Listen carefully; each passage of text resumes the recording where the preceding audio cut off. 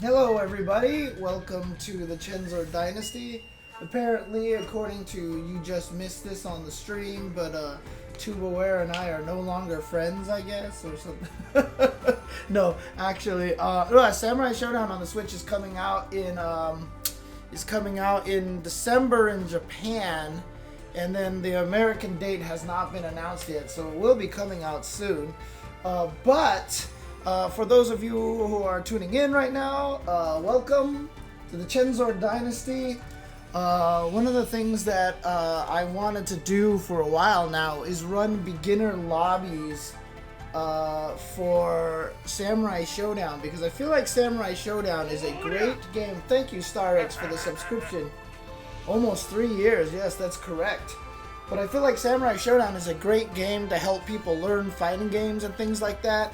And I know Jeff the Hero has been doing a lot of great things with running Ronin Rumble every Sunday for people to play in tournaments. So, however, you know, a lot of the people who play in Ronin Rumble are very, very strong players. In fact, a lot of the strongest players in the country right now, tournament-wise, play in Ronin Rumble, which is harder for beginners to get into and play, but it's a good test of strength and everything like that. But I wanted to craft an environment in which people can actually play and learn the game. And so I wanted to basically run a stream in which we have beginner lobbies to play. Now, I'm not super familiar with the lobby system and how it works. I'll see if I can figure it out as we go. This is the first time I'm doing this, so we'll make the system work. So basically what I want to do is just kind of just ask my viewers who wants to get some practice.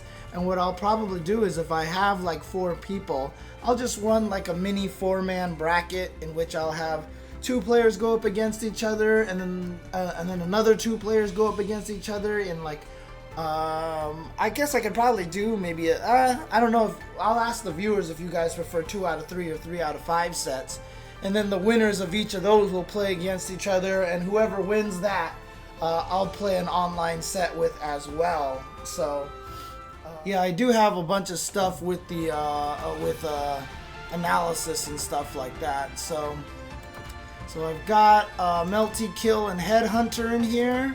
I've got About to Go Harsh and Baptism of Fire. Nice. All of you guys have shown up. So what I'm going to do here is I'm going to randomize your names to find out who are the 2 people who are going to fight each other at the very beginning. So I have LK Ham Jams and Asian Bro.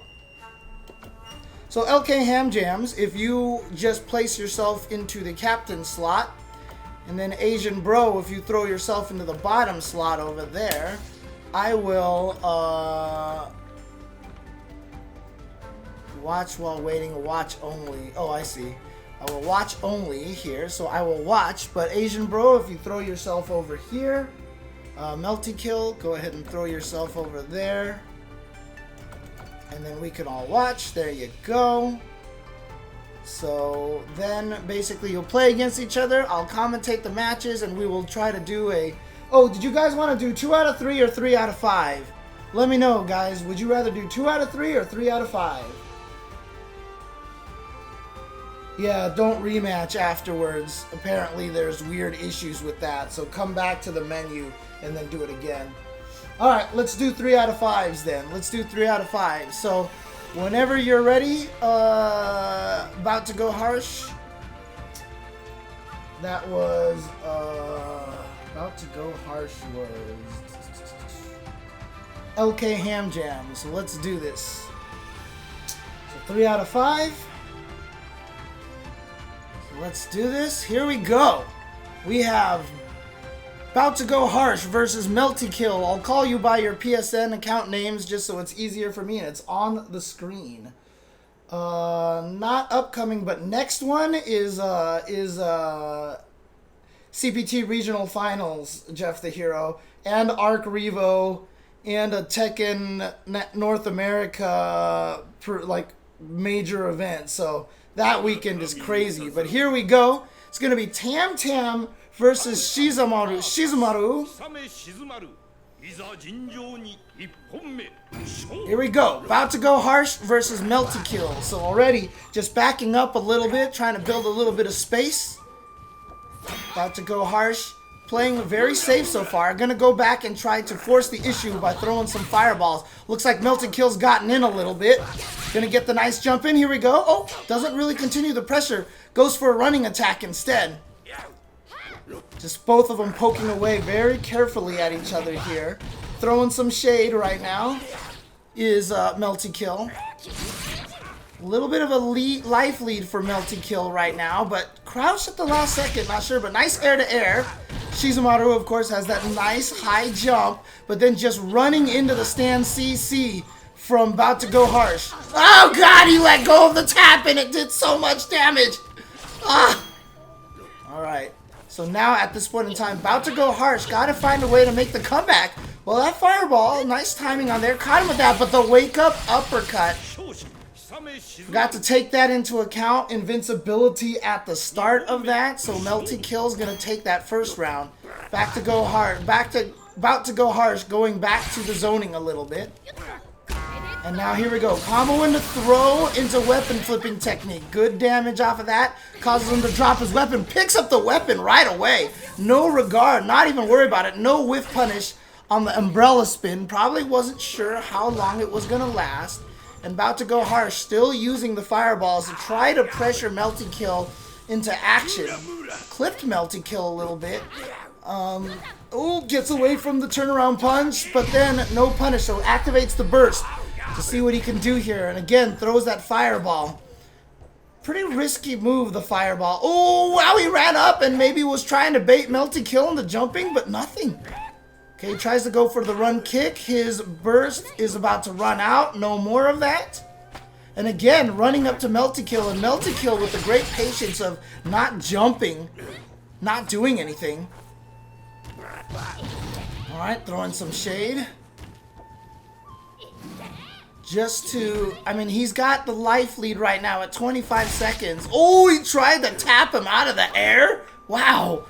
Okay, try to use that as an anti-air. Throwing the high skulls, not really going to do much to pressure Melty Kill. It's getting the jump in. Now, here's the thing. Melty Kill playing very defensive right now. 12 seconds left. The question for about to go... Oh, he missed the uppercut. I'm not sure what that was all about. 7 seconds. Gets the slide. What's he going to do now? How is he going to get the hit? He's not going to. But a missed uppercut on that combo from Melty Kills. Melty Kill, so again the run slide, and the time is gonna run out here. Oh, he activated the burst. He actually allowed About to Go Harsh to stay alive from the timer. Not sure why Melty Kill actually activated that, because he was about to win via timeout. Okay. Alright, so before we go on to the next game, yeah, go back to the room. Make sure you go back to the room. So do that, About to Go Harsh, LK Ham Jams. Go back to the room, because that'll force both of you to go back. Now, before you start the next game here, I'm going to do a little bit of analysis on this match here. So don't accept quite just yet, LK Ham Jams.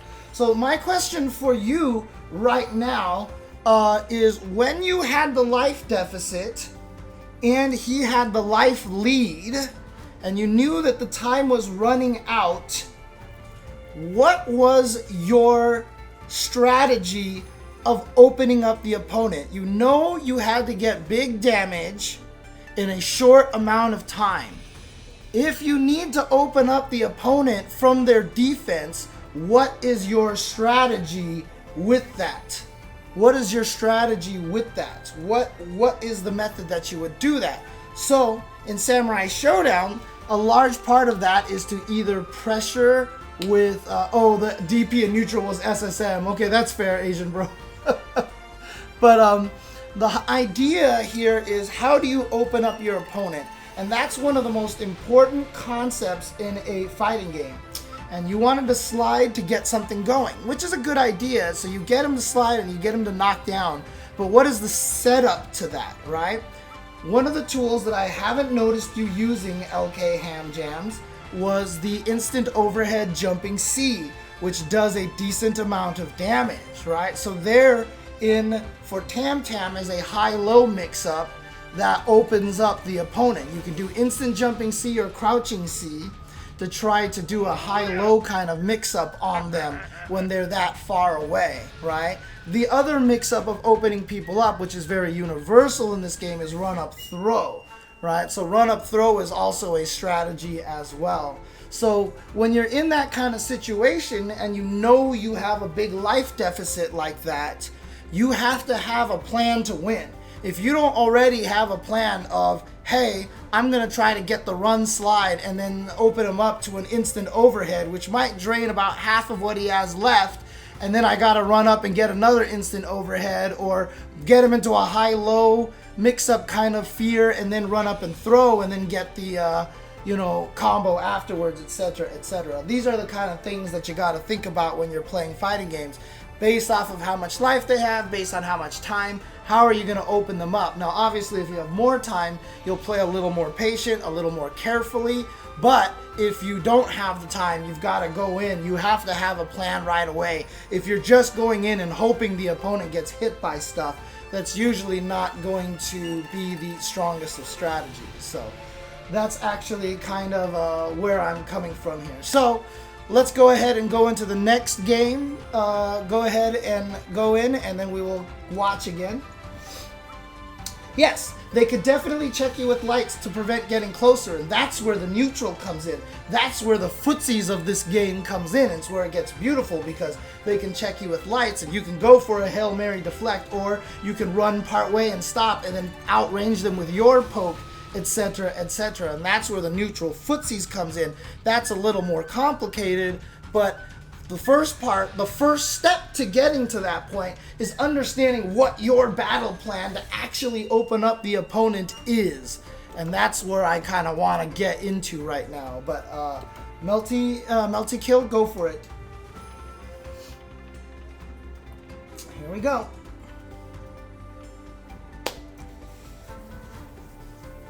Oh, thank you, Lucid. Thank you. Oh, cool. Thank you, Super Dude Guy. Cool. I hope a lot of people enjoy this. And like I said, I like that in Samurai Shodown, the game is simple enough that I can boil a lot of the concepts down to really describe it in its fundamental form. You know, it's not about memorizing frame data and stuff like that. That's a next level of understanding fighting games. It's where a lot of fighting games are going to lead to. A lot of them are very frame data heavy. Samurai Shodown, not so much, so we can go ahead and just play this way here. So right now, Melty Kill has found that, you know, sitting back and throwing shade is usually a pretty good strategy, but it just runs up with the C. Okay, so he gets the knockdown there and goes for the pressure. And right there, going for the dash up crouching light kick to open him up low, right? It's just small damage, but it still ways to open him up a little bit. Maybe try to set up an instant overhead later on with Shizumaru. And right now, what Melty Kill is doing very well is he's playing a very defensive game. If About to Go Harsh wants to play, try to pester Melty Kill into attacking him, I would probably recommend going with some low skulls, throwing some low skulls to, and shoutouts for this gift sub, Super Dude Guy, thank you. I would recommend, oh god, he just got hit by tap and that did so much damage.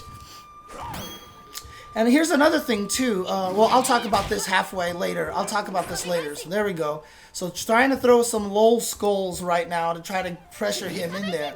And so now at this point, the question is, with 15 seconds left on the clock, how are you going to kill him? If you don't feel like you can sacrifice the round. You probably don't want to burst because you haven't drained him low enough. Okay, going in for the low fake.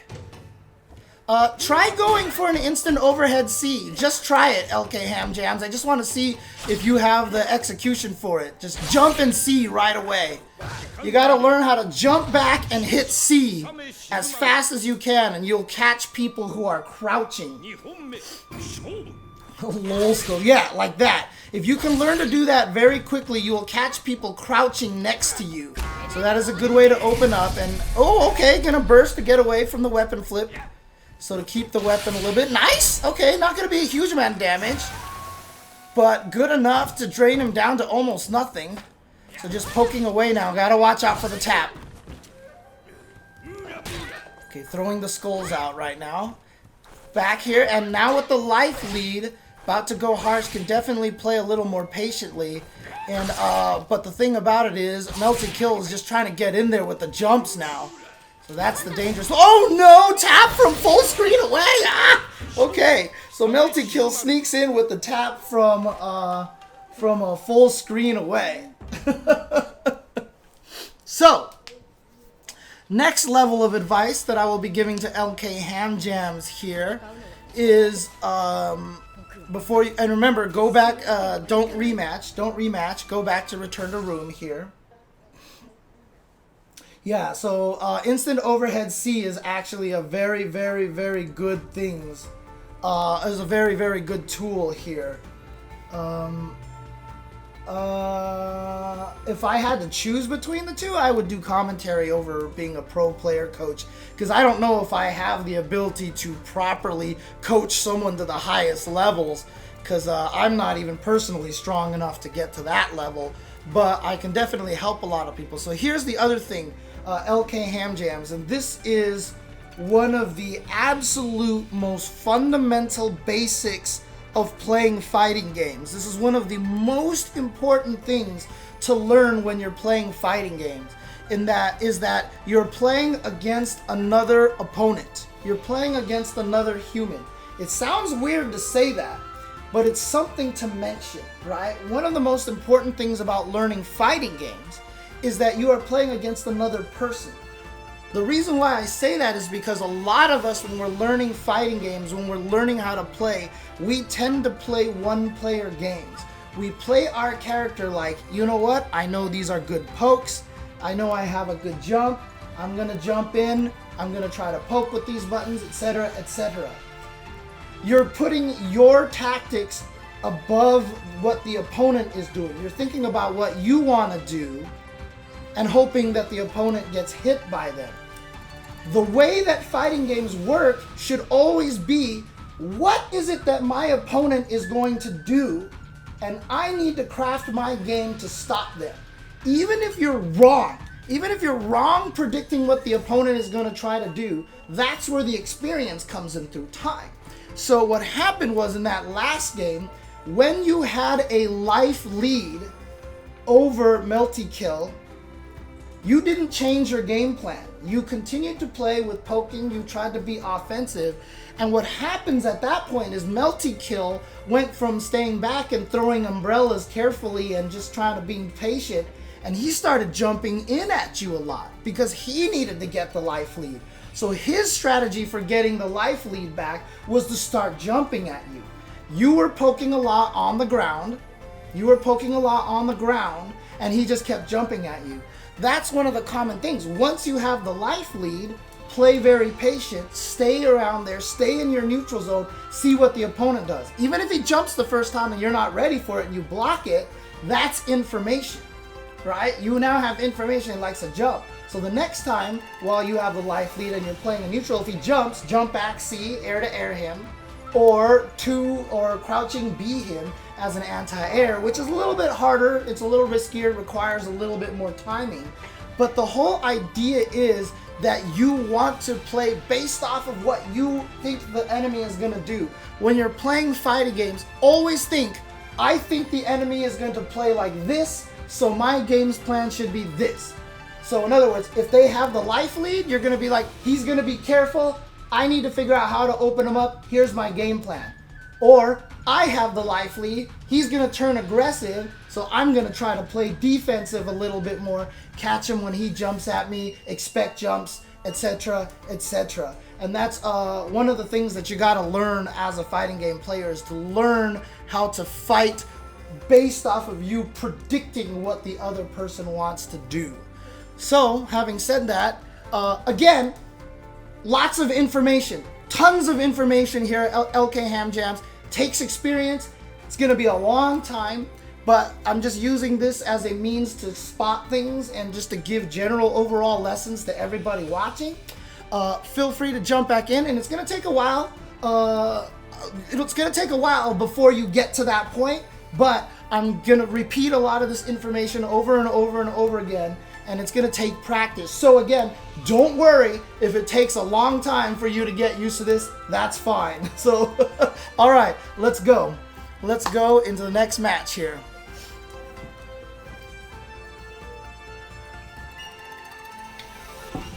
And what I'm going to do in this match is I'm going to analyze Melty Kill only. I'm going to talk about what I think he's doing to give you guys an idea of how I would approach the match. So to help LK Ham Jams, I'm going to narrate how my mindset would be if I was fighting against Melty Kill and kind of give you an idea of what I would be thinking here. Alright, so I'm not sure if he's going to play defensive, so I would start the round by backdashing and just trying to see what he does. Is he going to backdash? Is he going to run up at me? Okay, so he backdashed. So he's throwing fireballs again. And now it looks like he's trying to approach me. So if he's trying to approach me, I'll throw out some A's and B's just to kind of poke away at him and see if I can get him to do stuff. Okay, so he's definitely being aggressive. Okay, I'll punish that. So got to poke out some buttons to keep him from advancing forward now. He hasn't jumped a lot yet. He's staying on the ground. He looks like he's being very grounded. Okay, he jumped. All right, so he's definitely willing to jump, so I got to watch out at that jump range. But he's still mostly approaching from the ground. So I need to poke away with some A's and B's, keep him out of there. And then, and it looks like he's being a little defensive right now. This might open him up for a run-up throw. So I might be able to run up throw, but there we go. So some good A's keeping him out here. Now that's a big risk. Those fireballs are a big risk. The ground skulls are definitely a stronger tool for Tam Tam. Nice punish. There we go. And now let him try to get in there a little bit. Yep, he's still being aggressive. He might try to jump pretty soon. So I'm going to be a little careful here. Okay. Oh, had a chance to whiff punish. He's backing off again. He's backing off again. Oh, he tried to go for the tap. Okay. So he likes to back off and go from taps from full screens to maybe try to catch me. There we go. Punish the uppercut. And now I have a life lead. Gotta play defensive. Block this. Punish this. Oh, a little too late. That's okay. Uh-oh, he's gonna get run up and throw. So he's gonna get some damage. I'm gonna roll forward and try to get out of the corner, maybe. Jump back. There we go. Oh no! He caught me with the tap! Ah. Okay. Unfortunately, did not hit a button on the way down, which would have stopped the tap. But let's go to the next match here. Alright? So he was being aggressive early on. Okay, so he's going back throwing shade. I'm going to keep him out with the A's and the B's a little bit. But he is throwing fireballs a little bit. Oh, he went for the instant overhead and I blocked it. Ha, take that. Alright, but when he's back there, he likes to throw fireballs. So maybe I'll try jumping at him once just to discourage him, like so. Okay. Okay, he jumped at me. Gotta be careful now. He's backing off again. Alright. So I'm going to sit back here. Maybe I want him to come at me. So I'll throw some low skulls when he's full screen away just to pressure him to jump at me. Okay, never mind. He gave me an opening. There we go. Damage here. So let's throw some low skulls there. Yep. To kind of mix him up a little bit. I'll try to mix it up between 1 and 3 skulls maybe, or 1 and 2, just to kind of pressure him. Nice. Punish that. There you go. And so playing defense is working right now, but he's going to get aggressive now because he has a life deficit and he doesn't have much time. So he's going to be very aggressive at this point in time. So I got to watch out for the jumps. Oh, I got to watch out for the tap. Oh my God. Okay. He likes to back off and throw out surprise taps. There we go. The jump C. There we go. Low skulls. Low skulls. Low skulls. Throw some low skulls. Low skulls. All right. Okay, definitely jumping a little bit more. So stay back. Okay, yep, there we go. Now I'm trying to mix him up with a little bit of the high and low on the poke. Ooh, he tried the SSM, but he missed it. Nice, okay. But he's definitely jumping a little bit more. Okay, he ran in and kicked. So zone a little bit more with the standing A because he's trying to be a little bit more aggressive here. And the jump back C in the corner seems to be working. There we go. So now I'm just going to keep poking away with these buttons here. Nice! Very risky to throw that fireball out there, but it worked out. So there you go. There's the first game for LK Ham Jams. But, you know, the narration that I'm giving here, I hope that's been helping a little bit. Like, just kind of giving you what my thought process is on the opponent. How much you want to... like, that's the narrative that you should be having. When you listen to me talk about it, when I was talking about how I would fight Melty Kill, it was just all, it was never at a single point was I like, I feel like doing this. I feel like doing that, right? The entire time I was narrating, I was saying, okay, he's doing this. Okay, he's playing this way. That means I should do this. Okay, he's playing this way. That's why I should do this. Okay, he's playing this way. That's why I should do this. That should be your goal the entire time you're playing a fighting game. So there you go. That's how it goes. And when you get a chance to rewatch this LK Ham Jams, you'll be able to hear it a little bit more as opposed when you're playing, because the adrenaline is pumping when you're playing and it's very, very scary. Not only that, but also your tam-tam. So one of the problems that happens with people, this happens to me when I play defensive characters, is I start feeling bad when I play lame sometimes, and then I start just being aggressive for no reason because I feel bad.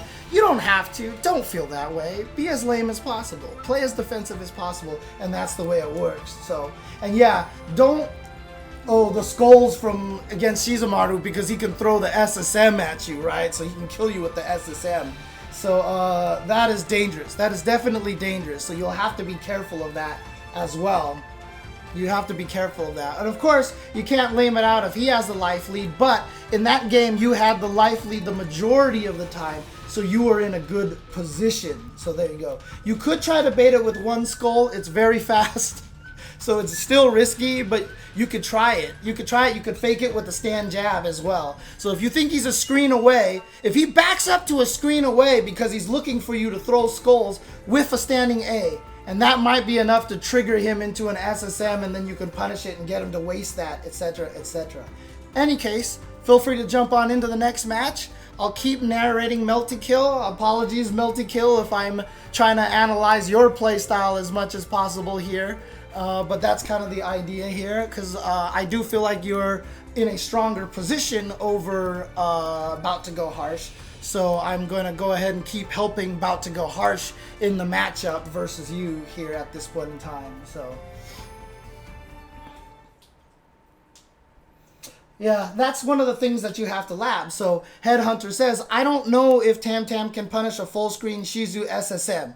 Probably not. Lab it. If you can't, don't worry about it. And then he gets away with it, but you've made him lose that weapon, and now you can throw skulls for free. So that's another thing, right? You're trying to use up their resources. So again, at the start of the round, do you want to choose to be aggressive by hitting a button? Do you want to back off? That's up to you. At this point, I would probably back off because I'm Tam Tam, and Melty Kills has shown that he likes to be aggressive here. Nice block on the overhead. Now, if I was Melty Kill, that's twice that I've gone for the instant overhead, and About to Go Harsh has actually blocked it. So I would try to go for more wake-up lows. Okay, perfect. Yeah, very defensive. One skull, just chilling there, trying to jump back and be a little defensive, but be careful with that. But you see how you're poking in the neutral right now to try to prevent the... Okay, perfect. You're out of the corner, so now try to use that to your advantage. Yes, throw a skull, poke with a standing A. Yep, and now you got him to whiff an uppercut. You have a life lead now. You have the life lead. You did not, but you do have a life lead now. Oh, watch out for the fireball reflect as well. But you have a life lead now, so you can go ahead and just chill a little bit. Be patient. He's throwing fireballs, but they're not reaching at you. And then you might even sneak in and do a down C. That might even be able to reach. You know, catch him out of nowhere. Okay, he jumped. Nice, air to air. Beautiful. And now you're out of the corner. Punish and get out of there. Backdash. Yep, there you go. Now play a little bit of a zoning game a little bit. Yeah, and now don't back up too much. Don't walk too much backwards. Fight for the space that you have. Fight for the space that you have. Don't walk yourself to the corner, because that's a bad thing. Fight for the space that you do have, but use the walking backwards as during the course of the match to give yourself that advantage. But don't give it away for free. So there you go. Yeah, mixing it up a little bit, but watch out for the SSM now. So at these ranges, you could even go for, like I said, a crouching C that might even be able to catch him off guard. Okay, he jumped in and went for the throw. That's something that you're going to have to be aware of. So that's either, if you have to block the jump in, be ready for the throw, or try to be ready for the jump in and get away from it. All right, back to full screen. Okay, so he jumped in again, ran up and throw again. So like I said, he's reading that you're being very defensive now. Oh, nice! He got you in a left-right mix-up there. Oh, God! You was too far away for the instant overhead. That's a dangerous one. That fireball is very dangerous to throw, like I said. Not exactly the most used tool for Tam-Tams. Nice punish. Okay, it's okay. Now you're a screen away. Yeah, play very patient. The ones, okay, watch out for the reflect. But you need to get some big damage now. So the problem is, how do you get the big damage? If you play that defensive game, Melty Kill's not going to care. He's just going to chill back there and be like, go ahead, play defensive. So like I said, well, I'll talk about it in between the matches. Yeah, watch out for the reflect. Okay, throwing out the standing C there. Okay, caught him with some fireballs from a screen away. Watch out for the jump. Okay, punish. Too late. That's okay. That happens. Okay, there you go. Perfect. Pressure right there. Alright, he's trying to find his way in. Nice. Got away from that. Now, okay, watch out for the run throws. Yeah, he has the weapon flipping technique. I like that. Keep yourself from losing that weapon and keep yourself in there. Now, do you want to land the Isen or keep just using this as pressure? Okay, there we go. Gonna do a good amount of damage here. And now chilling. Yep. You have the life lead, so expect a jump. Be ready for potential jumps. There you go. Poke with A so that you don't commit to... Okay, be careful with poking now. Be careful. Yep. Play defensive. That's fine. That's fine. Getting hit by that is fine. Sometimes getting hit by stuff is not terrible. Well, this is going to be hard, but he uses up his meter, so now you got to find a way to get your weapon back. You rolled through there. Oh, that's a low. Oh, okay, you tried to get your weapon back a little too aggressively, and he just caught you running forward. And so there you go. Melty Kill is going to take this in a 3-1 match right here. But you wanted the slide, and it was too late. It was too late. However, did you feel the difference there, LK Ham Jams? Like, did you feel the difference a little bit when you were playing from when you started, in which you were just poking because you felt like poking, as opposed to all of a sudden now you were like, okay, I'm going to try to think about what's going on over there, what's going on between those, what the opponent is trying to do. That's the important thing, is you want to judge it. And like I said, when you had the life lead, he was going to jump at you more. When he had the life lead, he was going to be defensive. You got to think about how to open him up, etc., etc. This is all really, really very fundamental fighting game stuff to learn. And again, a lot of information. You play set play in a lot of other games, and that's one of the hardest things, is that one of the reasons why I like Samurai Shodown so much as a game to teach people how to play fighting games is there is no set play. What you set up in training mode is not going to work. You can't learn lightning loops and mix-ups on an incoming and kill somebody based off of that. You're not going to kill someone based off of a vortex. You're not going to kill someone based off of set play. It's all about reading your opponent. And that's what makes Samurai Shodown one of the best, in my opinion, training tools for fighting games. Because you really have to learn how to master reading the opponents like that. It's so good. It's really, really, really good. So... yeah, exactly, Asian bro. He started to play a lot more defensive, and that's the way that it should have went. And that was really good. I liked the improvement there a lot. So there you go.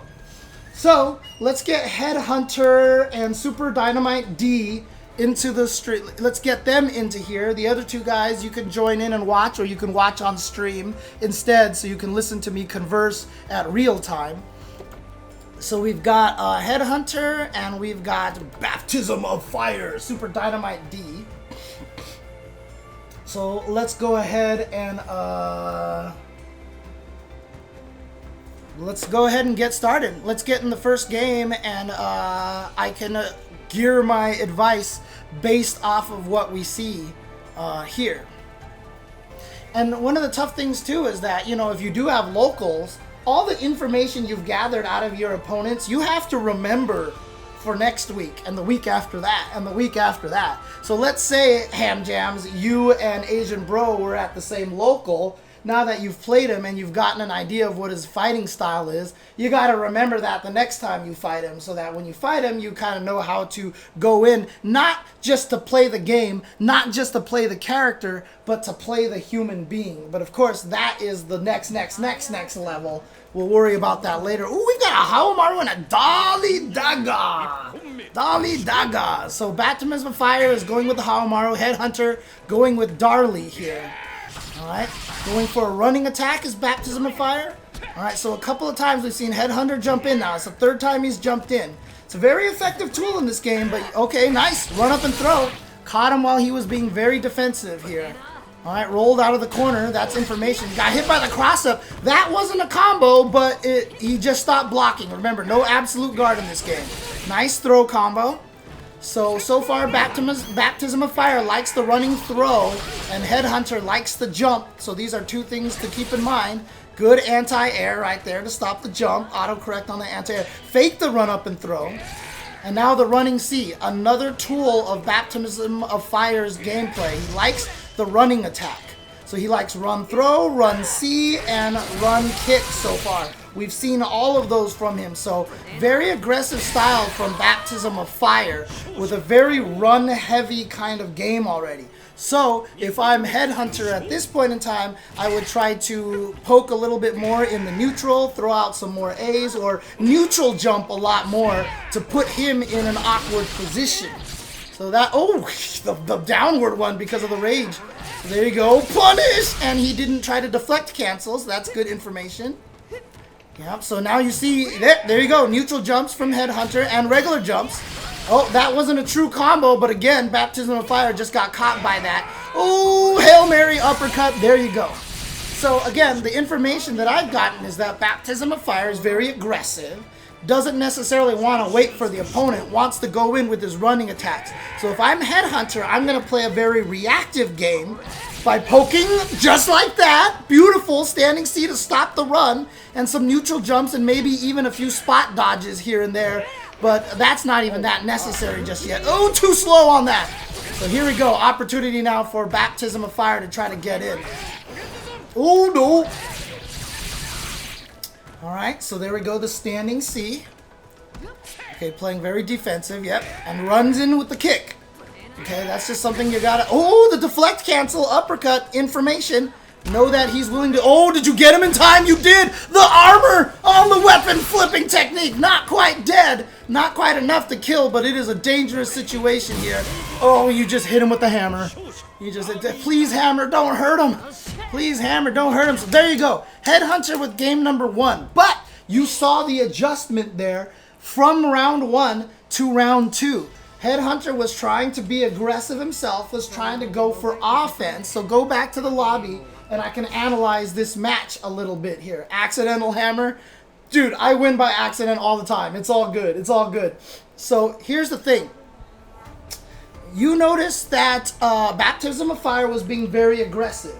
So you toned down your aggression and started playing a little more defense, right? You started playing a game all of a sudden where Baptism of Fire would run into your standing C. You jumped, neutral jumped a little bit, etc., etc. Now, the problem is you're playing against a human being, right? And if you're playing in a tournament and if you're in a top 8, you have to expect the fact that Baptism of Fire is going to counter adjust to you at some point in time, right?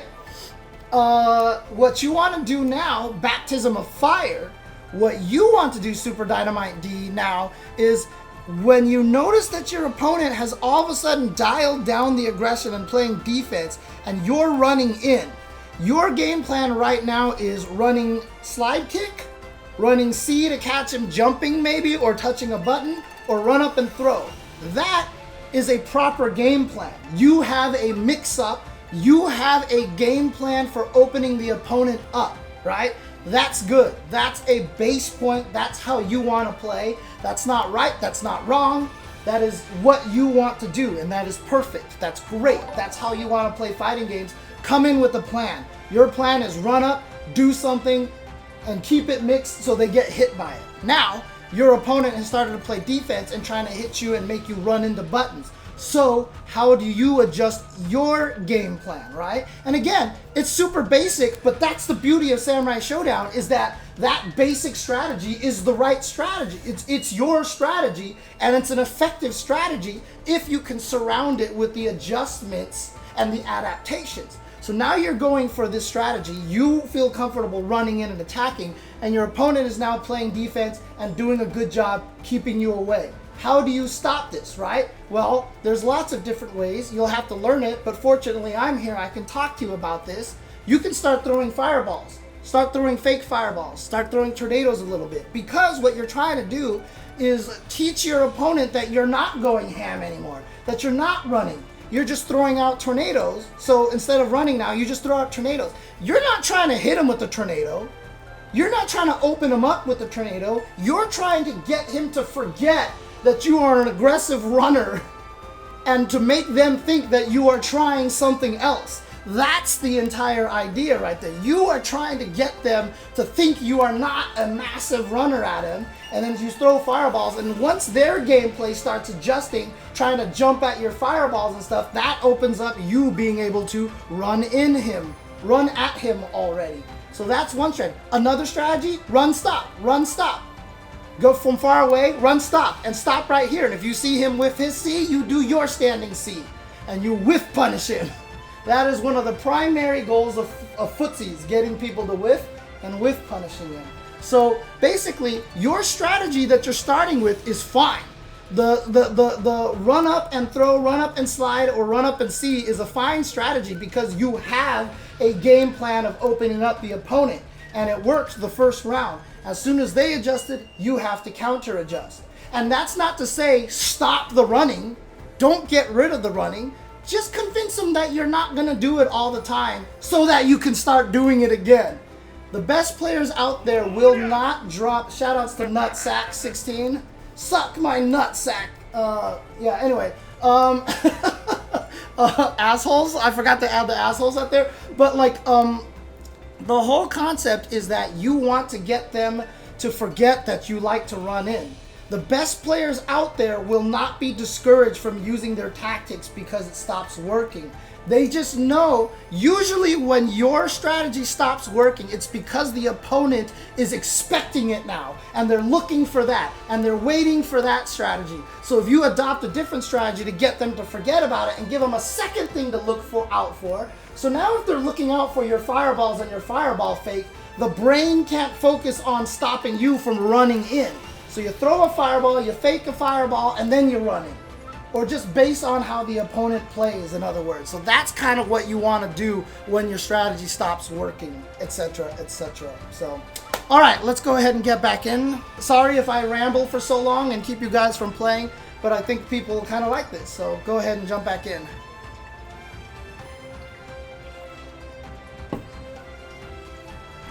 The smart thing is the smart thing, but the dumb thing is the smartest thing if you only do the smart thing. Yep, it's true, Lucid. It's true. Gundam Jehudi Kai, where are you based at?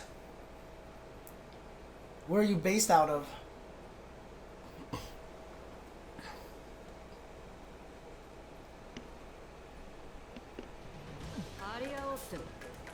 Alright, here we go. So, we know that Baptism of Fire likes to run in, and it looks like Headhunter jumped in right away, jumped in again. So he's now playing his game plan. So Headhunter is not playing defensive right now. He's going in, and that's catching Baptism off guard, because Baptism's like, wait a minute, he was playing careful neutral last time. Okay. Well, now you want to pay attention to the jumps and uppercut him. So now this is something that you want to do now because you've noticed that the opponent is going ham on the jumps. And so now I would play... Okay, there you go. Running C will stop it as well. So there we go. Fireball. Back off a little bit. Oh, okay. Never mind. Okay, punish. Standing. Oh, okay. No, too far. Unfortunate. That's unfortunate. He's going to go down right there. Oh, dang. Is somebody's voice on? I think I just actually heard somebody. Alright, so I noticed that Headhunter likes jumping, so I'm just going to wait back and uppercut. That's what I'm going to do. I'm going to watch for Headhunter's jumps. Okay, now he's running in at me. Never mind. Alright, so I'm going to try to poke away with some stand A's and some stand B's. Oh, there he got the jump. Okay, so there you go. Headhunter doing a really good job mixing between jump and running up. And that's the good mix-up that you want to see. That's the good mix-up that you want to see. So what that's doing is it's keeping Baptism of Fire a little bit off kilter on which way he should defend. But you see how just because Headhunter is mixing up between jumping and running and attacking, that is enough to make it that much harder for the defense to work. Nice, gets the throw into the weapon flip. There we go. Knocks the weapon back. Get in there. Keep the pressure going. Chip away with the buttons. Ooh! Yep, don't let him roll forward. Be careful. Oh, watch out! That has armor! Oh, my god, I thought I could kill. That was character knowledge right there. That was character... that was character knowledge. That's fine. You'll remember that in the future. You'll be like, whoops, I forgot about that. So, again, I've been pointing out what people have been doing, you know, quote wrong. I don't want to call it wrong. It's just, you know, the inexperience factor. But this time I want to point out what was being done right. Right? So, what was it? Headhunter. Sorry, I'm terrible with names. They drop out of my head really fast. So, what Headhunter was doing right was that he was mixing between jumping and running attack against Baptism of Fire really well. He was mixing up between those options, and as soon as you saw him do that, it became harder for Baptism of Fire to handle both of those situations. That's going to be one of those things that you're going to learn with time, right? So, for example, if you want to defend against that, you want to defend against the running forward by tapping A. So you want to poke with A. It recovers fast enough that the opponent jumps at you, you can uppercut them. So while you have your brain concentrated on the guy running at you, when you hit A, you think anti-air. If you don't see them jump, then you just go back to poking with A. But as long as you hit A and think anti-air, if they jump when you swing with A, you might be able to uppercut them in time, right? This is where you get into the high level footsies, where you force yourself to think of two options at the same time. Very hard to do, takes practice, need experience to get there, but that's how you have to play fighting games, dividing your brain into multiple defensive or offensive options. They call that the mental stack, right? You have a mental stack that caps out at a certain height, and you're like, okay, I need to defend against the run, thunk. I need to defend against the, like defending against the run is already boom, like this. And you want to defend against the jump. Well, defending against the jump is this big, and you're not going to be able to fit it into the mental stack anymore. So it gets harder. So as you play, as you get better at it, defending against the run takes up less of your mental stack, so you have room to throw in the anti-air stack. And then sometimes even just having a hair trigger uppercut will lower the anti-air stack, so you can even have room for your own offense, etc., etc. That's the mental stack on how to keep track of all the different things. So again, Headhunter was doing well with that because he was playing aggressive through two different means. On his offense, he was run, thunk, jump, thunk, and then run up and throw, thunk. He could fit all three of those things into his mental stack and play on the offense that way. So at that point in time, it was for Baptism of Fire to try to play a little bit of defense himself, unless he just thinks his offense is more potent than Headhunter's offense. And again, that's just judging yourself. So anyways, continue forward. Let's go to the next match. And yes, Mr. Nev, I will be putting this into YouTube. Don't worry, Super Dynamite. It's all good. It's all good.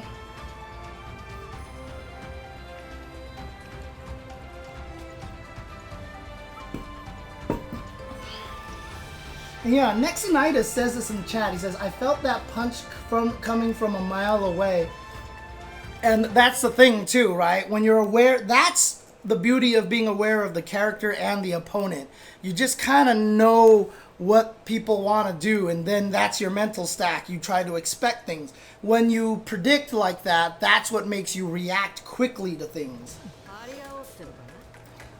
Alright, so here we go.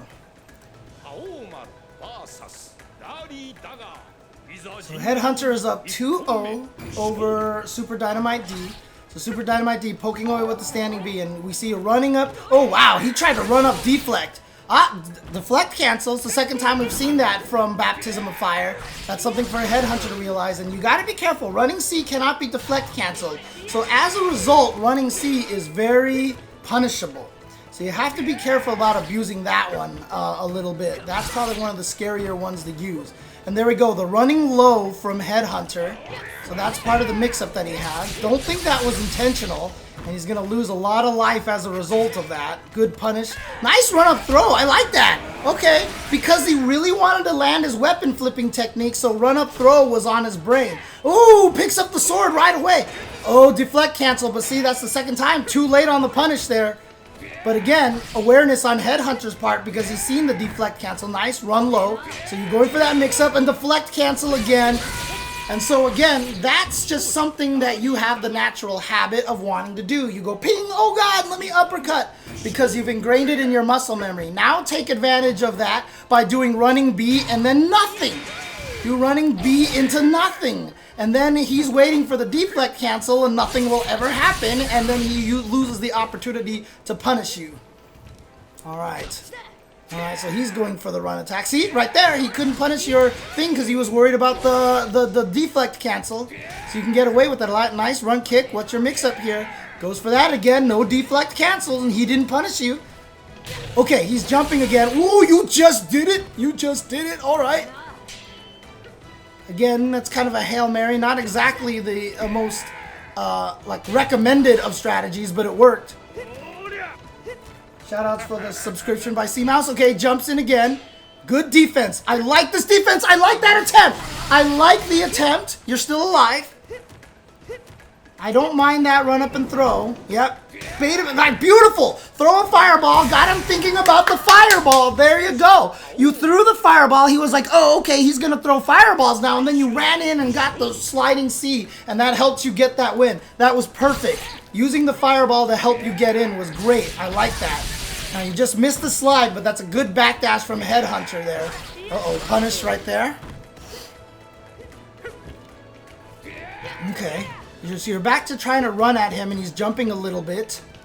So there you go. Yeah, okay, beautiful. Careful. You played that carefully. You were checking to see if he was jumping. You noticed he wasn't jumping, so that opened you up to run in. Oh, my God, that did so much damage. Oh, God. Ugh. Just like that, you tied up the life. Oh, the air-to-air, perfect. Okay, yep. Now playing a little bit defensively. You know he has to come in, so you play a little defensively as well. Yep, trying to bait the jump, There it is, but too far away to do anything about it. Now, yep, turn your defense into offense. Sneak in with the jump slide yourself. Oh, got him with the running C. You caught him out of the jump. Run punch, I like that. That's good. Run punch is hard to punish. You have to be very good at... We have to have very fast reactions to punish that. So there you go. Yes, poking it with light buttons. You don't need anything heavy to hit. So just the light buttons. Ah! You just missed the anti-air. You missed the anti-air input. A little bit of nerves there. But you went for it. You went for it. And that's better than anything. The fact that you went for the uppercut, that you had the presence of mind to go for the uppercut, you would rather go for the uppercut and die than not go for the uppercut at all. So that was good. That was good. And honestly, Super Dynamite D, huge improvement in that last game. Huge improvement in that last game. I really liked what I saw out of there. I really like what I saw, and you are now playing based off of what Headhunter was doing. I could see that. You were like, dash up, stop, dash up, stop. Is he jumping? Is he jumping? Oh, he's not jumping, so that's going to open me up to go throw because he's not poking, etc., etc. You did really, really well in that last game. That was very well done. Great job. Great job. Good job. Good job. Okay, so let's get Headhunter and Asian Bro in here. So Headhunter, you don't need to go anywhere. You can stay.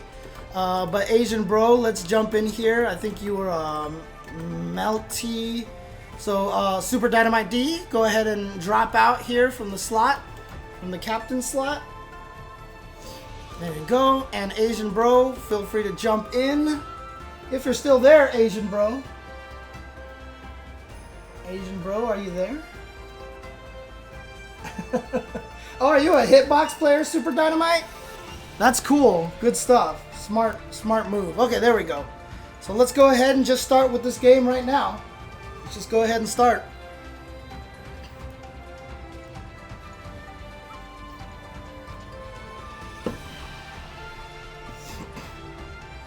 Oh, you are as well, huh, Headhunter? Dude, there's nothing about it that's a cheat box, dude. Do it. Play it that way.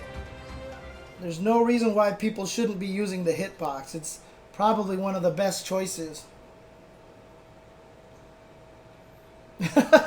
I'm glad too, Lucid. I'm glad as well, so...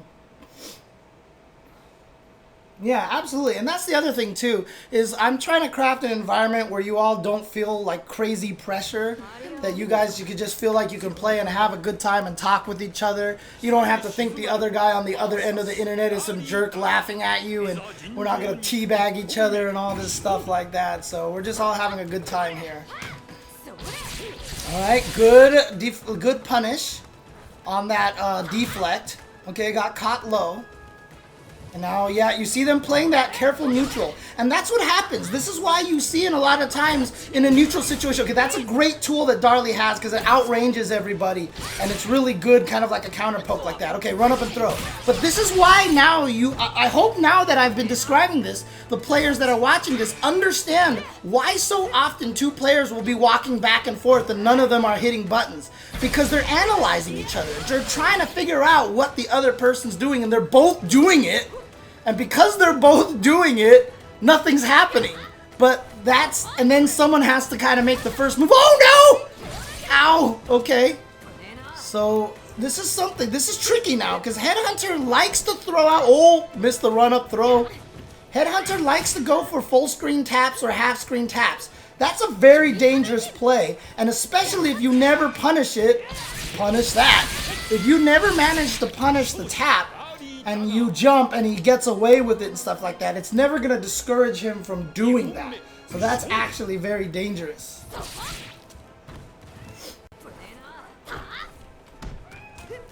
Hi. Boy, you're a hungry cat. Yep, punish! There you go. Beautiful, beautiful. So you got to discourage that. Yep, good punish right there from Melty Kill. Melty Kill. Yep, run up, stop. You see him run up, stop. You didn't get anything out of it, but that's fine. You got information. A lot of the times, information is more valuable than damage. Getting information is more valuable than getting the damage on your opponent. That's something very, very important to understand. Hi. Hi. Oh my god, he just did it right when you went for the universal overhead. Alright. And now the mix-ups from Melty Kill. You see them, they're just trying to go for the high-low mix-ups. The universal overhead, the run-up slide. So now there's something Headhunter has to think about. Okay, good punish. 15 seconds left. What's the plan right here? Okay, jumping a lot right now, so Melty Kill probably wants to be aware of that, yep. Oh, block and punish! Oh, he's too far! Yeah, it can be tricky to punish that sometimes because he bounces far away.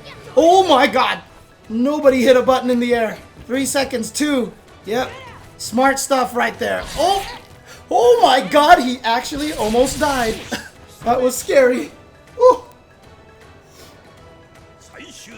Hi. And yeah, that's another good one for a lot of players. Remember, everybody has a universal overhead. So if you have trouble opening people up, always remember that that's an option to open people up. Okay, so detecting the neutral jumps. There we go. Great punish on the whiff throw. Look at the damage! Oh boy, speaking of. Okay, that was only level 1, so not a huge amount of damage.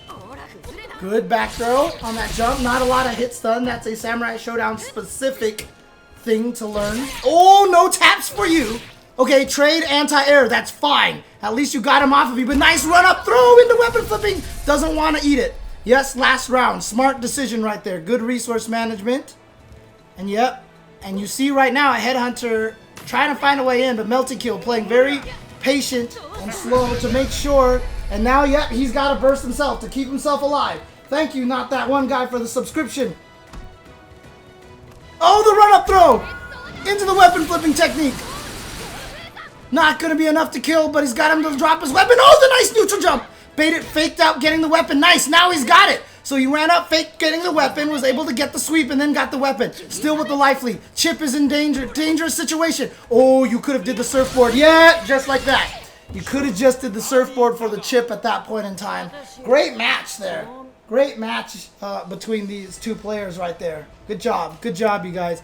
Not a lot of advice for me to give at this point, but what I want to talk to the people, the viewers watching at home about is just, you know, you see how often both players are trying to see what the other guy does as opposed to just going for stuff they want to do. They're both playing by running and stopping, trying to jump in, being careful and like looking at each other and stuff like that. No, not that one guy. After this, I'm going to start another one with a different 4 players potentially, and then we can get someone else in there. So feel free to jump back in there, guys.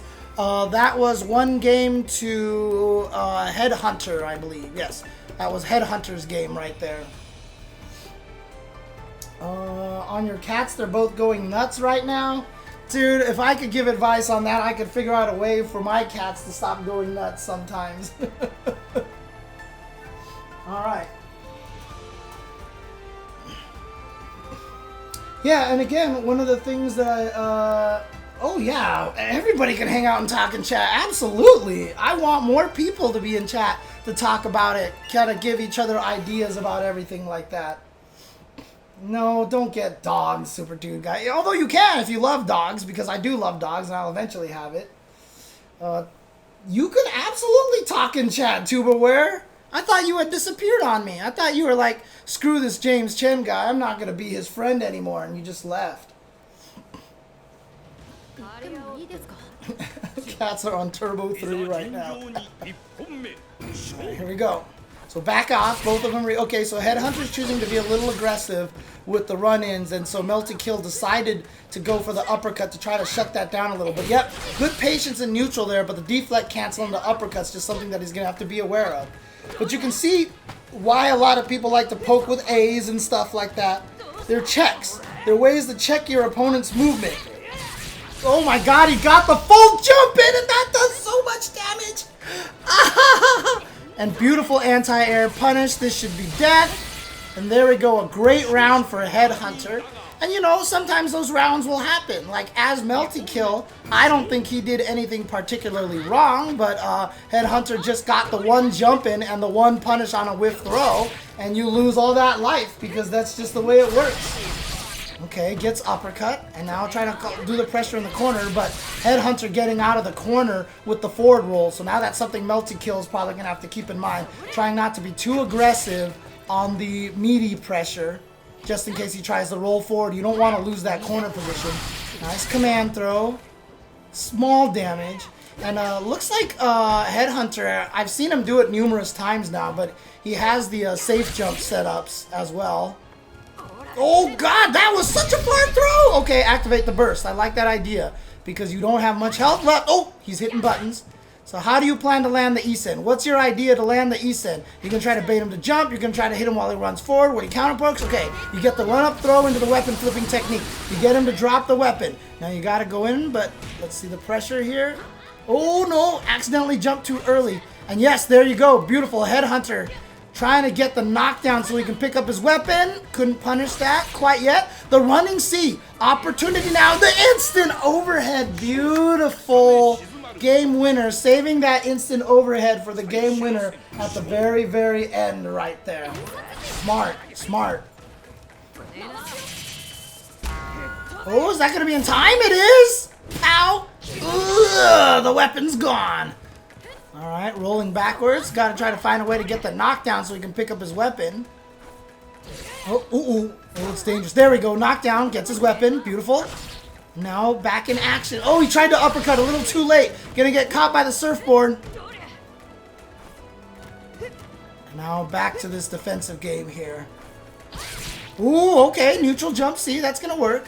But I like this from Headhunter. Not being too aggressive. Oh, God. Okay, only a level 1. Not too bad. Not too bad. Ooh. Oh. No anti-air. Oh, he just tried to chip him, but then the surprise tap out of nowhere. But it's okay. Still not that much damage. So right now, Headhunter is just trying to find a way to chip him. Oh, there it was, right there. But you saw right there, Headhunter's game plan at that point was to go for the chip kill. And it started to make his game plan a little obvious. I called it out right there. I was like, he's going for the chip kill. And that's what caused him to jump a couple of times, right? So as the opposing player, if you know they want to go for the chip kill, you can start playing your game around that.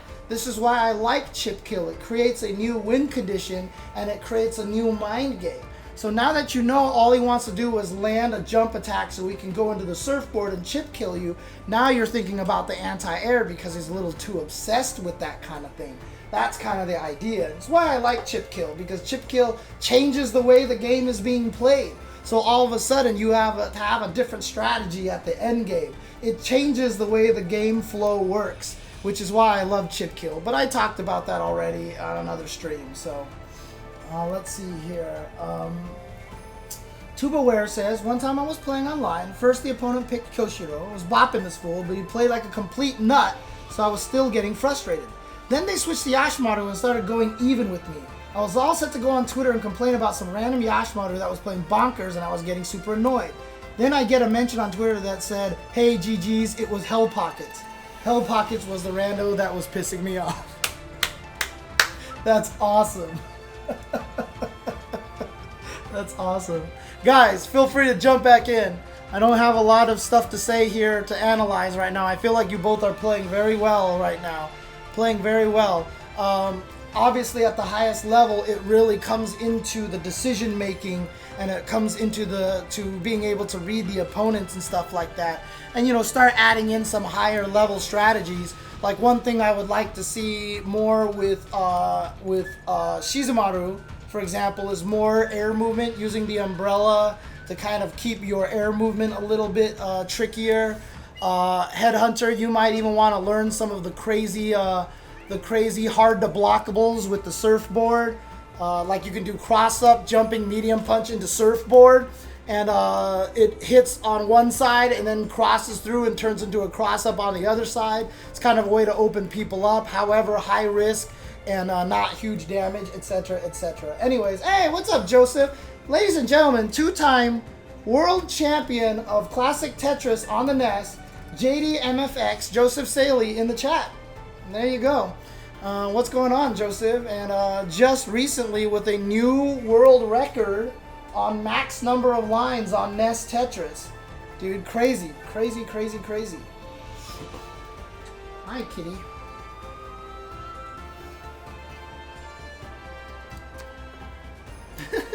Alright, guys, go ahead and feel free to jump back in the game. Yep.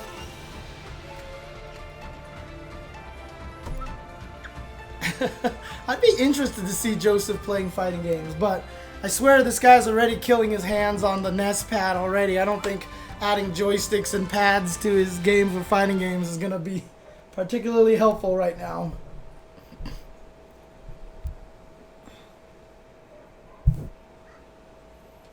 I'll probably do one more session, depending on how fast it goes. And then maybe just do like a couple sessions like this. We'll see. We'll see how it goes.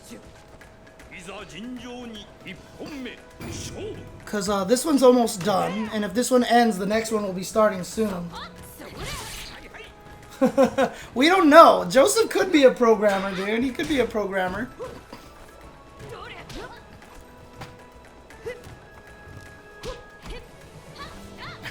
That's not even true necessarily, Black Belt Scrub.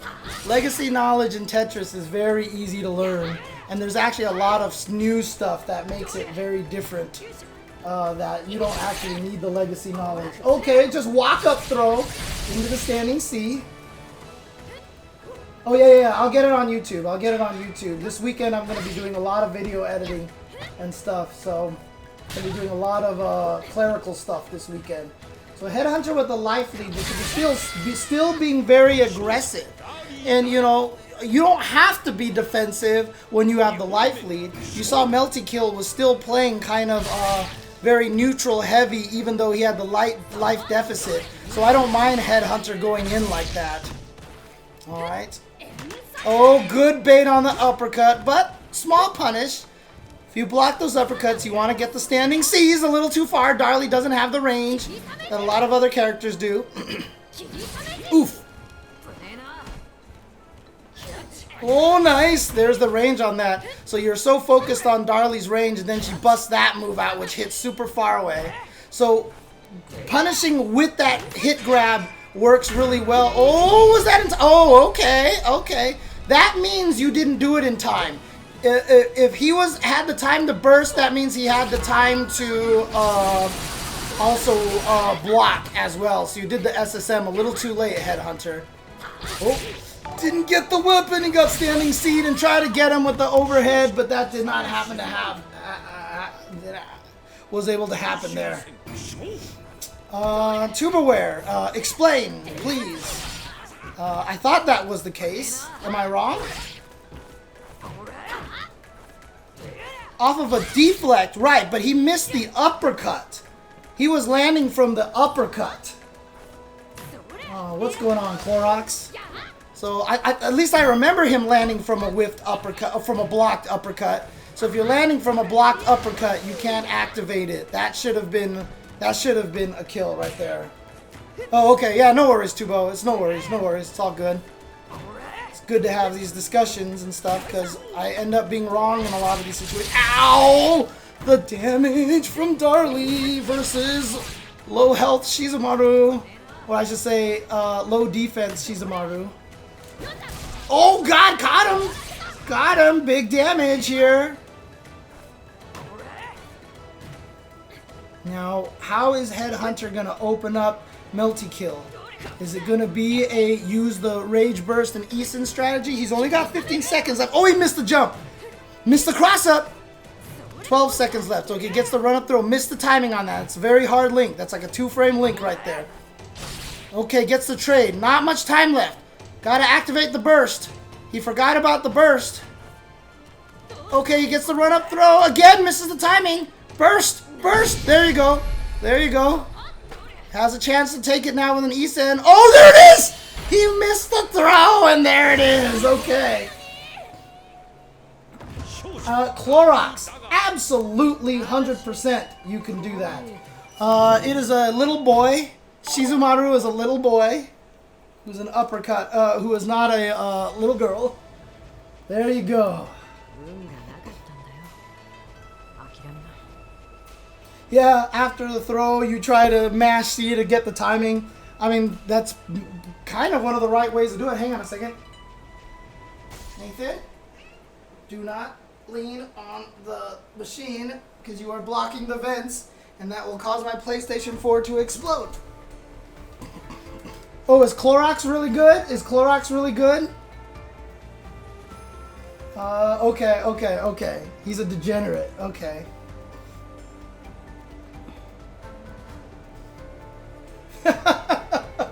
Okay, that's fair. That's fair. Clorox is too strong then. Clorox. Again, I'm counting on you guys out there to be good moderators on everything. Now, Headhunter, stick around. Go ahead and jump off of here, Melty Kill. Oh, was that 3? Was that 3? I forget. Is that 3 or was that only 2? That was 3, right? I forget. I've lost count because I'm bad like that. Because my memory sucks. Let me know, chat, if you guys remember. I think that was 3. Okay. So, jump out of here, Melty Kill, but stay in, Headhunter.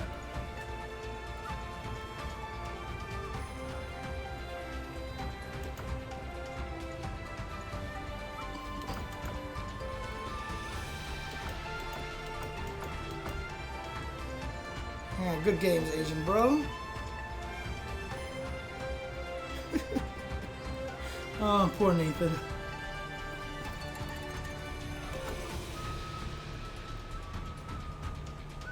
Good matches, and I'll play a game with Headhunter. So I'll do it first to 3 with Headhunter. So let's go ahead and play. Headhunter, who would you like to play? Would you like to play against Jubei or Charlotte? Who do you want more practice against, Jubei or Charlotte?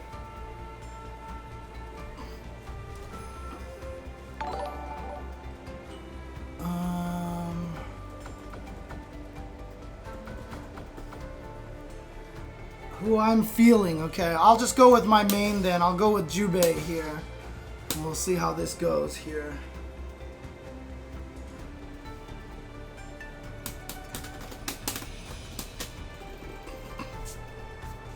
So what I'm going to do here is I'm going to try to play a very neutral heavy game. That's what Jubei does. Have a lot of reactions to jump with my jump B. And then just try to play the mix-up if I can get him defending a little bit. Jubei.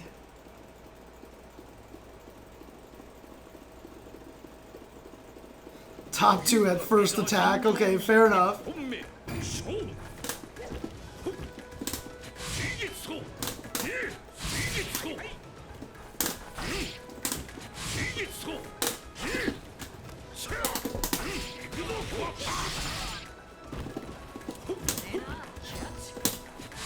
Ow! Ow, ow, ow, ow. And cat is on the screen.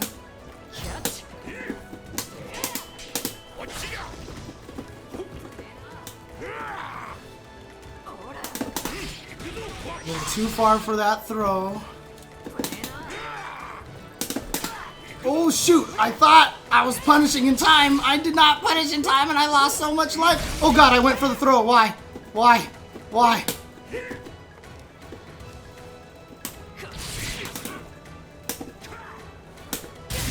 Oh my god! Nice! Okay.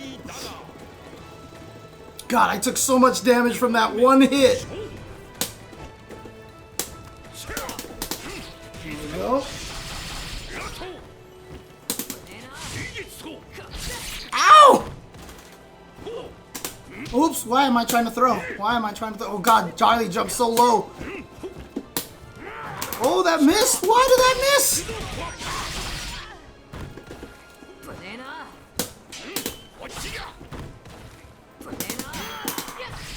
Nice punish. Whoops, wrong buttons. What is it again? There it is. I forgot.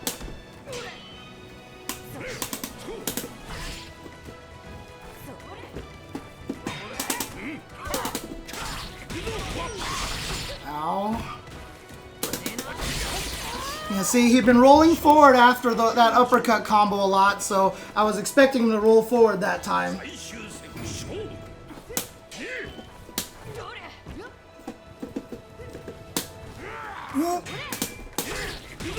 Deflect off of the C.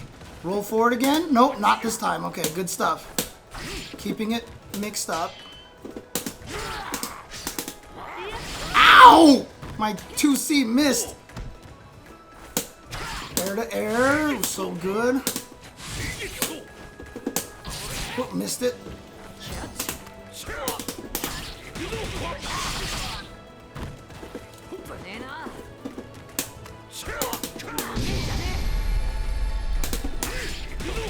Saw the run forward there. I hit the B out because I expected he was going to run forward again, and I caught him. And I saw him running forward, and I hit confirmed the B into the uppercut based off of him running forward like that. Okay, so back to the lobby first, and then jump back in. Oh, we'll do a 3 out of 5 as well. We'll do a 3 out of 5 like everybody else.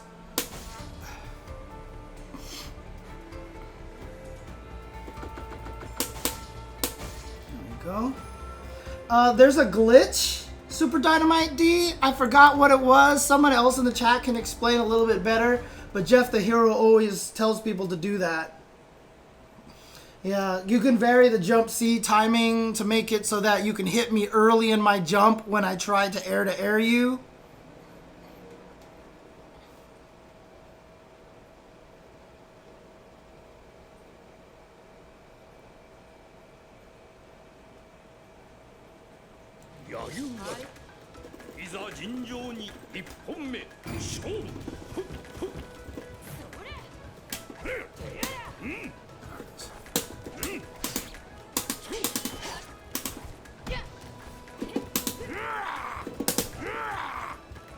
Oh! Ow! Yeah. I notice after you block a jump in, you get kind of defensive, so...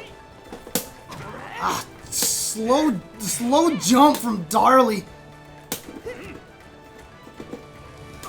Nice. Ow, the damage, the damage.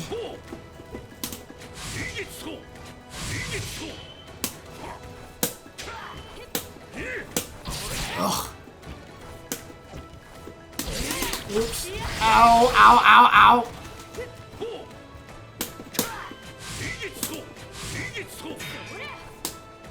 Oh, I keep missing my jump C. I keep missing my jump C. I cannot time jump C for Jubei at all.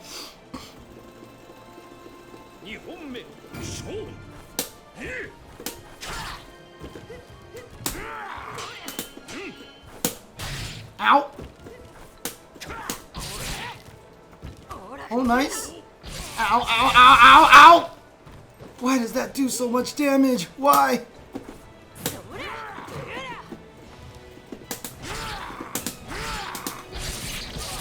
Ow.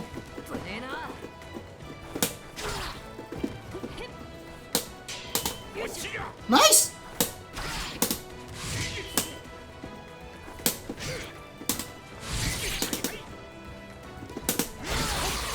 Yeah. Gotta watch the ankles. Jubei has that dashing B which hits low.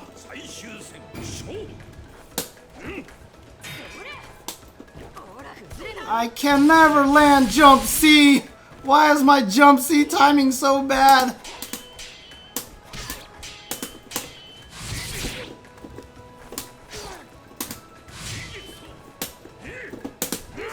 Oh, nice spot dodge. Okay.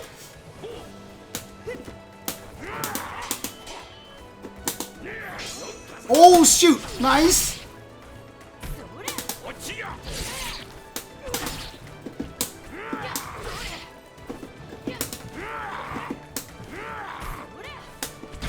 Ow. Nice. There you go. Deflect, huh? Deflect. All right, good stuff. I like it. I like the idea behind that. Oops. I did not return to room. That's my bad. Yes, make sure you return to room.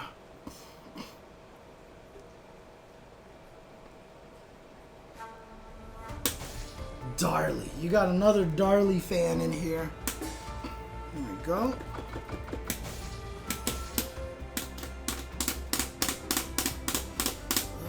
Okay.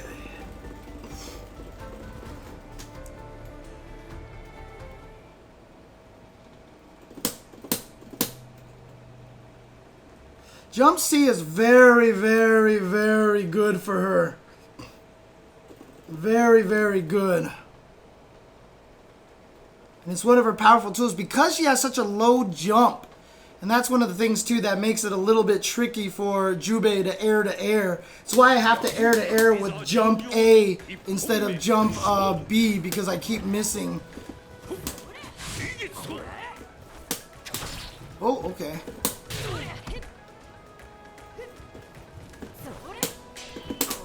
Oh, okay. Oh, nothing. Where is it? Oh, I'm doing the wrong button. Okay, that would explain why. That would explain why. Oh.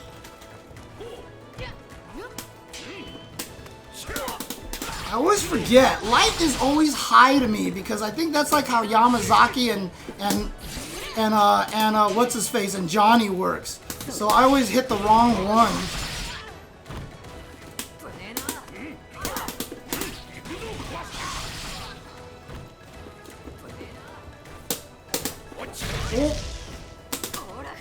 Oh, God. I'm gonna stay alive.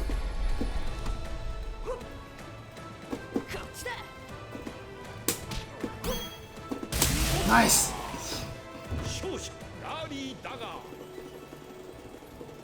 Yeah, I know. I'm just trying to be fancy, Clorox. Oop.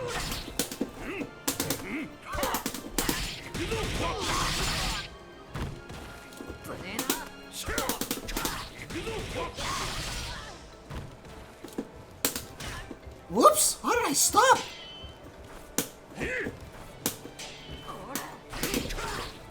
Oh, I didn't believe. Oops. Oh, too late on that punish. Yeah, it's scary to do that against Darly.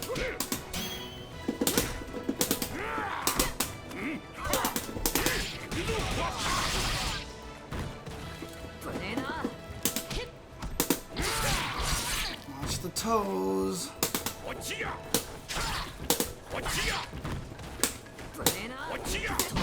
Oh. Ugh. That's what I wanted to get. Oh, that was far?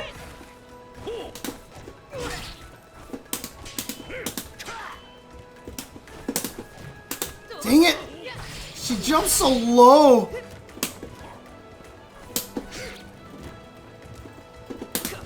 Ow.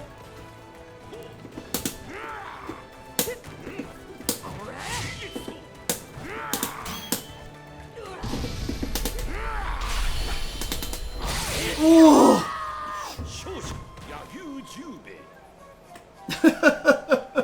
Dude, every time I land that counter, I feel so happy. It's like the most crazy just... Oops, no, God, why do I keep doing that? I'm such a masher, dude. I'm such a masher. God, what the hell is wrong with me? Thank you for always remembering, Headhunter. Yeah, I know, right? I've been banned out of Ronin Rumble now.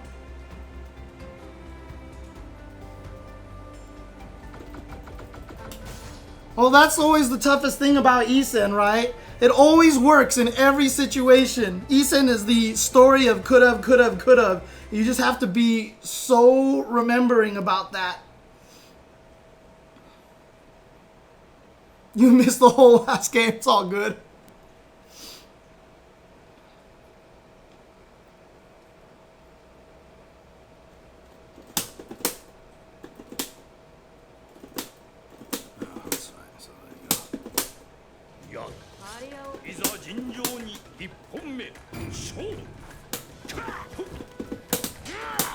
Whoops. Ah, see, there was the cross-up right there.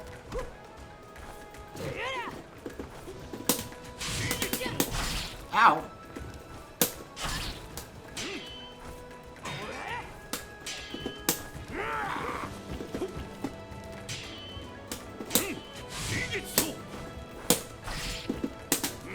Whoops. Dang it, she jumped so freaking low. Why?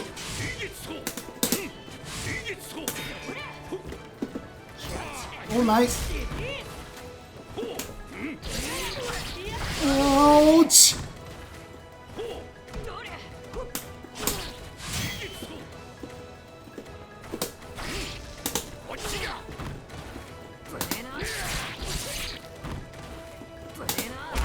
Oh, nice. Ow. Ow. Ow.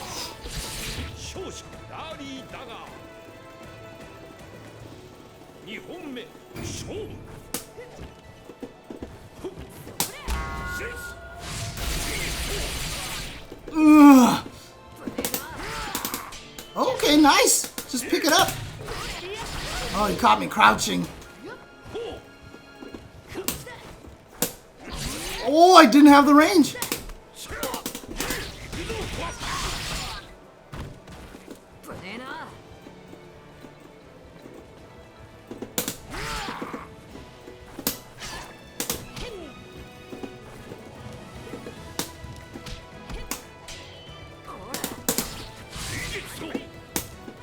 Whoops! I thought you were gonna jump. I 100% thought you were gonna jump, so I wasn't expecting that.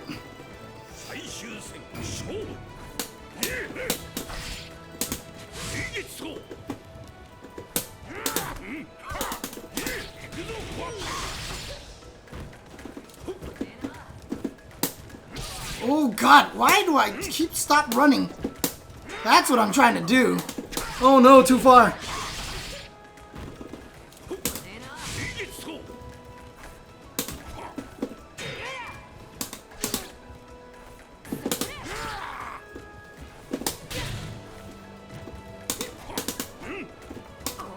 Nice.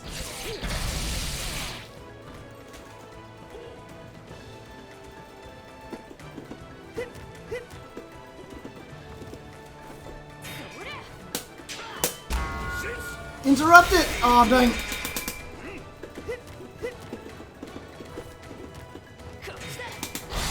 Oh. If I actually do the super raw like that, you can just jab me first before it actually comes out. So, if you ever see Jubei randomly throw out a super like that, you always have plenty of time to hit him first. Alright, good stuff, good stuff. Good games, good games. Oops, God, I did it again. I'm just a freaking masher, dude. Alright. That's cool. There. Get my games in here like that as well. But now the question is, do we have... Good games, Headhunter, by the way. Good games, good games. Do we have 4 more people who would like to play some matches online here? Anybody else want to jump in? Anybody else want to jump in? If nobody else wants to jump in, what I may do is that, see if anybody else wants to jump in. I could do a round robin. Would you guys like me just to do a round robin with you 3?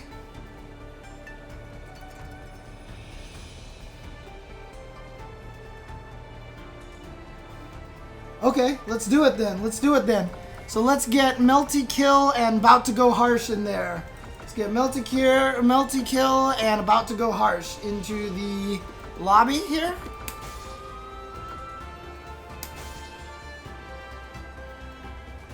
So Asian Bro, if you want to jump in. If you're still there, Asian Bro, I haven't seen you in the chat for just a little bit. Oh, okay, there you go. Okay.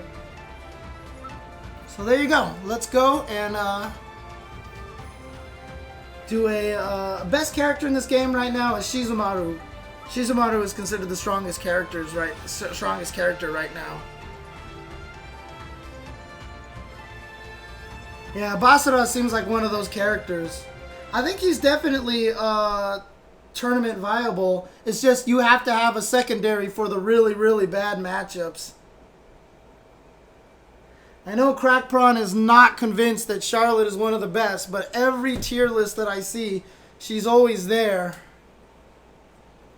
The only people that I know who don't think Charlotte are top tier are Crack Prawn and Lord Jimmy Bones, and that's because Jimmy Bones plays her, and Jimmy Bones always thinks that his characters are weak.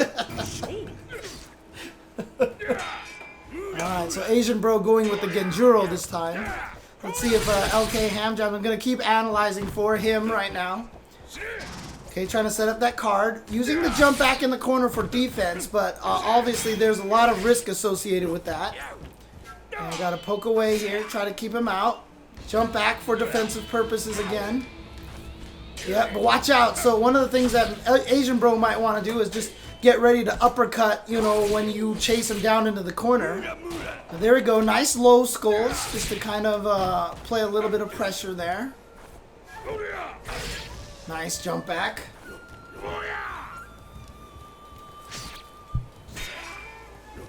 Nice punish. Oh, just a little too far. It's okay. It's okay. You miss those things sometimes. Nice throw, but not the full combo. Just went for the C instead of the Rekka combo.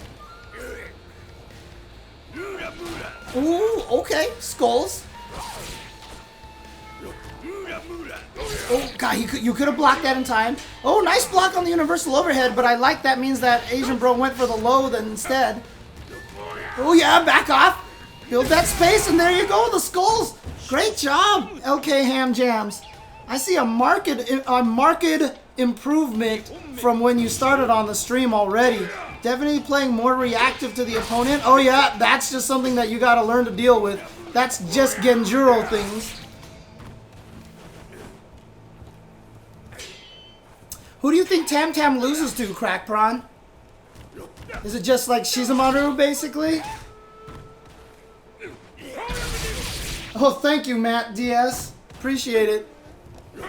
Oh, nice. Okay, just a skull. That's fine. At least you got a punish in there.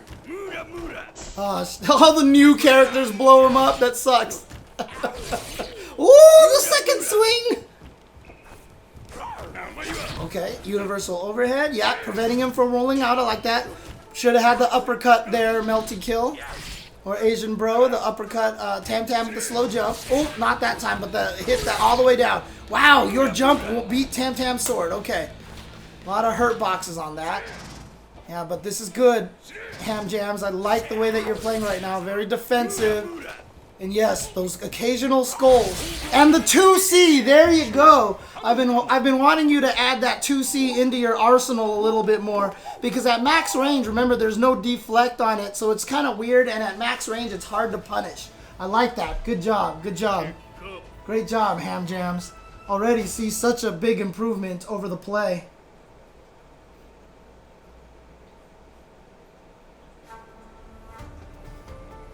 Alright, feel free to jump back in. Ham Jam is Tam Tam. Ham Jam Tam Tam. Dude, it's a huge improvement, dude. It's a huge improvement. It's all good, Ham Jams. That's how you want to play with defensive characters. You want to play scared and very itchy trigger finger with them. That's actually kind of a good thing.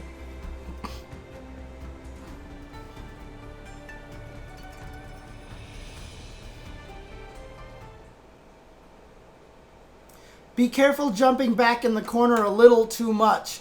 Players who start picking that up will be able to chase you down and uppercut you. I forget, does Tam Tam have a wall jump?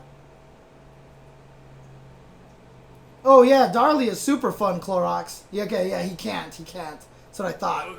It's only Earthquake as the big high jumper who has the wall jump.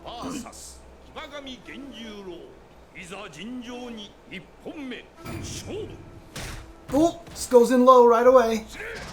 Okay. Block the jump in, try to counter poke. Ooh, get tossed. Ooh, into uppercut. Okay. Yeah, that's the setup. You gotta watch out. That is matchup knowledge right there, Ham Jams. That is definitely a common setup for Genjuro players.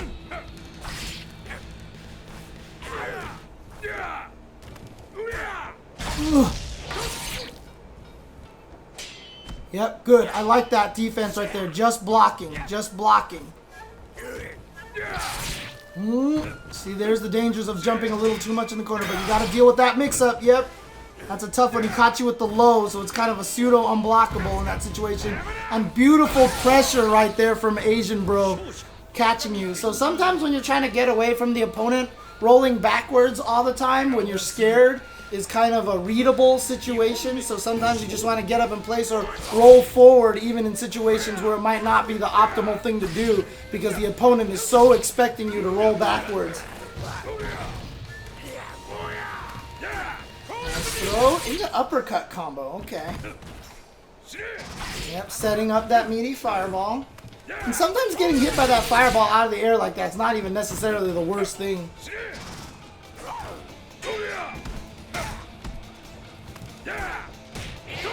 Okay, bursting to stay alive. Nice, there you go, the anti-air from Asian Bro. Poking low, try to get you scared, trying to make you crouch. Oh no, wake up throw!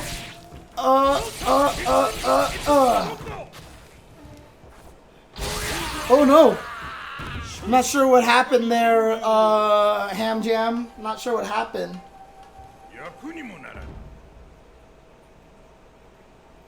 Yeah, that's the way this game works, Henry. A lot of damage here. So we got 1-1 now between Ham Jam and Asian Bro. Should Ham be using more throws? Maybe, but right now, one of the hardest things for Ham Jam right now is that he does play a very defensive, scared type of game. Learning to throw more is a lot of bravery. That takes you to have the confidence to run up and throw. And that takes a lot of confidence in having that control over the neutral. So in order to get the throw, Ham Jams, you need to have a better control of standing A and standing B and maybe a crouching C to control that neutral to get the opponent scared to hit buttons so that you can run up and throw. That's how you do it. You have to condition the opponent by out-footsying him. If you can't out-footsy him and he's just going to hit buttons all the time, you're not going to be able to get that throw. And a little bit of that willingness to die, yeah. Samurai never feared death kind of thing, so. But that comes with time. I like what you're doing right now. I like that you're learning the poke timing, the neutral, throwing out the skulls. At max range, learn the max range of 2C so that you can use that as a weapon. Don't abuse it, but if you throw it out every once in a while, it really controls that space and makes your opponent scared to dash in. That's going to force them to jump a little bit more, which will give you an opportunity for a jump C air to air, or a crouching B anti-air. So learn how to use the 2C in your footsies, but don't abuse it. Anyways, go ahead, keep going. Well, thanks, Matt DS. I appreciate that. That's kind of the goal at this point in time. I'm good at teaching beginners. I'm probably not as good as teaching the high-level players, but because they'll know as much as I will.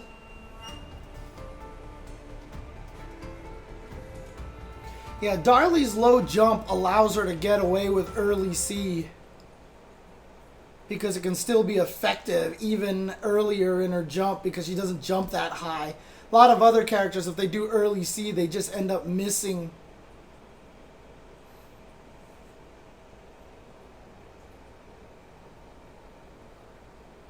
Oh, that's true, not that one guy. It's true. Yeah, no problem. Absolutely. Okay. The other thing about throwing out a 2C every once in a while is that you do establish to the opponent that that is a true weapon that you're willing to go with. But you have to make sure you have the space. You're not going to land the 2C unless you throw out a lot more A's and B's and stuff like that. And maybe even skulls like that to try to control the neutral a little bit. Oh, God! Deflect cancel. Too far for that. He was expecting you to roll forward. Yep, there you go. Control that neutral. Yes, beautiful. 2C. Throw out a 2C. Oh, never mind. He jumped. He's probably listening too. He's waiting for you to hit buttons. There you go. See how the range on that goes really far, and so can control that neutral space a little bit, which will give you the opportunity to try to get away a little bit more.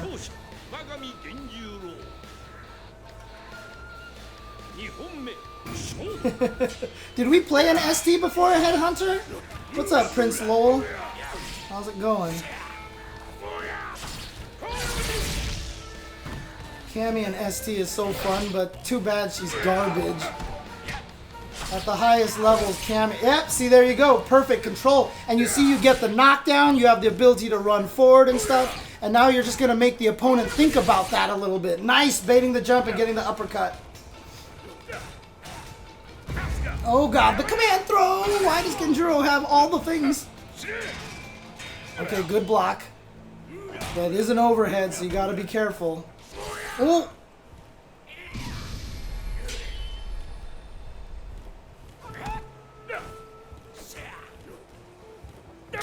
Nice, get him with the slide.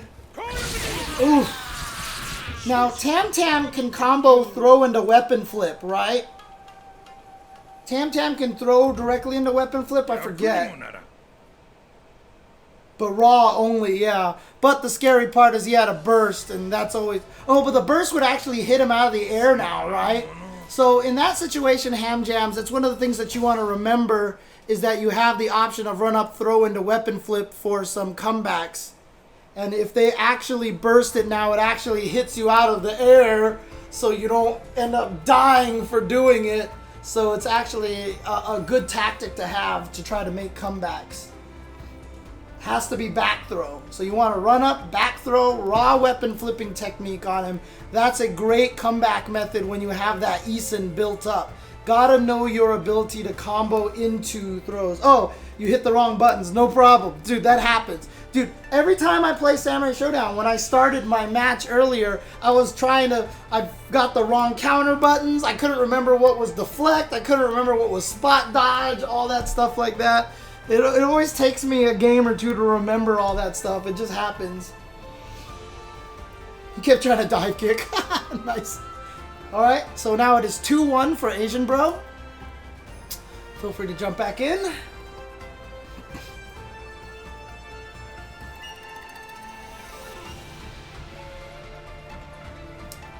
Tam Tam versus Genjuro. Yeah, she does not have a dive kick in ST. Cammy is garbage in ST.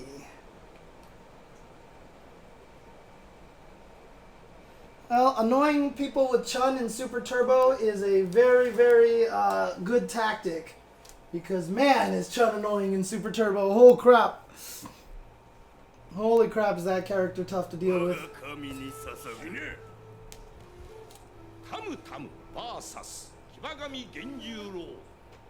Alright, I'll try to analyze my situation again.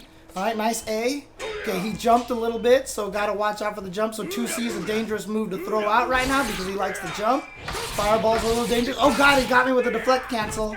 Okay, so that's something to keep in mind. And I shouldn't have rolled forward. Okay, that's fine. Oh god, now I'm playing too defensive and he read that. So he's gonna get the throw. I've gotta try to mix up, gotta go for, okay, jump back a little bit defensive, yes. Ooh, trying to go for the command throw, but too far away, but I feel like that was an input error maybe. Because I haven't seen him try to go for that. Nice counter poke. Keep him out of there. Poke him away. Gotta get rid of him, but man, he is being super aggressive right now. Gotta figure out, oh, the cross up. There we go. Okay, that was a beautiful round by Asian Bro right there. Doing all the things, doing all the right mix-ups, and that was actually really, really tough round right there, Ham Jam. So Asian Bro turning up the heat a little bit there. Okay, so I want to try to build some space here. Whoa. Okay, wake up kick. Oh, not sure what he tried, but then he got the hit throw. There we go. Back off. Yep. Try to build some space a little bit. Poke with some A's and B's. Yeah, keep him out a little bit. Okay. Throw out a crouching C. Oh, nope. Okay. And now he's trying to get in on me. He's in the try to get it. Oh my god! He just went for the deflect and then he missed his SSM. You gotta watch it. So that's one of the weaknesses of Tam Tam is that he's deflect bait if you're poking too much. That's another one of the reasons why 2C is a good button to have in your arsenal. It is undeflectable. But then you have to watch out for the jump. And Asian Bro is doing a really good job testing your mental stack right now, LK Ham Jams. He's doing a good job mixing between running up, jumping, and doing all sorts of things. So it's really hard to keep track of what's happening. And that's fine. Like I said, that's just what happens. Oh no! Ooh, okay. Not sure how that happened. Oh, good. There we go. 2C, punish, knockdown. Watch out! He can Eason you if you jump. Be careful if you jump. Okay, punish. There you go. Oh, stay back. Good poke, good poke. Oh, chip with fireball. Oh my gosh. Watch out. He didn't cancel that, so you're okay. Alright, playing a little over defensively. Oh, no, punish that. Yes, okay. Asian Bro with the combo drop right there. Also, don't ever forget about your universal overhead, which is medium plus heavy at the same time.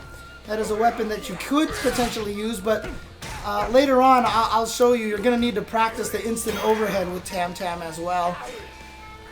Yep, that's a great button to have there. Oop. But again, you have to be very careful with the 2C. Oh, yeah, he had that set up ready to go. You like to poke back in that situation, so he was aware of it. There's the universal overhead. It's a good thing to throw in there to mix up. Oh, all right, out of the corner. Get back. Oof, wow. The hurt box on your sword. Yep, mix up between it. Nice! See, that's beautiful.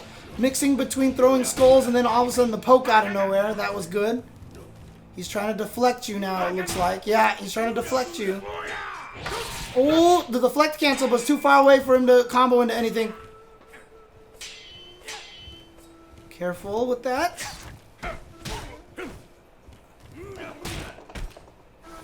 Oh, the air to air! Oh no! Okay, okay, there you go. Yeah, I think Asian Bro was just trying to get in and do some fun stuff. I think he really wanted to get in there for the deflect at that point in time. Just for practice. Alright, so that's 3-1 for Asian Bro. Who wants to stay on? Does either of you want to break, Asian Bro or Ham Jams? Do you want to break? Hey, thank you for the anonymous. Oh, thank you for the anonymous donation. Thank you, sir. All right, Ham Jams. Okay, so Asian Bro, stay on. And Super Dynamite D, jump on there. Thank you very much for the donation. Much appreciated. Much, much, much appreciated. Whoa, cat. You were trying to work on your ham. That makes sense. That makes sense. All right, so there we go. Feel free to jump on in. Let's go.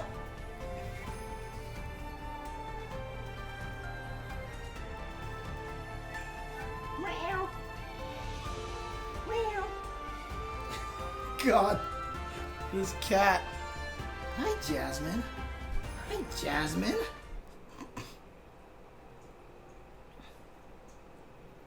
He was trying to work on his ham against ham. It was a ham sandwich.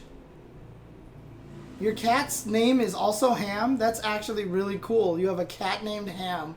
I actually like that. Here you go. There you go.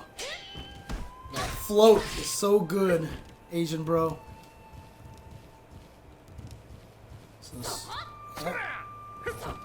Now, okay.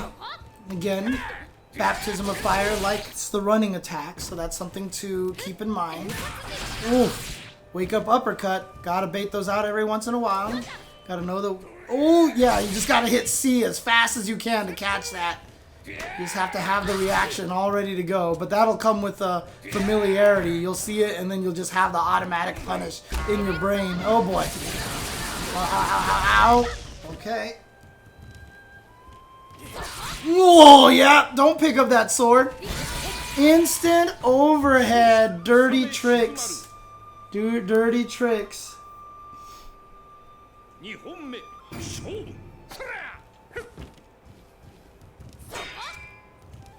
Ooh. Okay, gets the run up and throw into the uppercut combo with the extra damage. Backdash to try to bait out the forward roll. Okay, standing C, there you go. Now you have, see, that's all you have to do is just learn to get that reaction in there. And again, the wake up uppercut, also rage enhanced. Oh, the backdash in the corner to avoid the throw? I don't know if that was intentional, but that was pretty sick. Oh no, the wrong move. Okay, there we go. Okay, burst. Wow. Okay, so this is the, oh, he gets the throw into the weapon flip. He wants this now. Oh, you should have bursted. You should have bursted right there, Melty Kill. Oh, no. Actually, I'm sorry. No, you shouldn't have. You shouldn't have. Because, I'm sorry, I got the wrong person with the first round one. Never mind. That's my bad. That's my bad.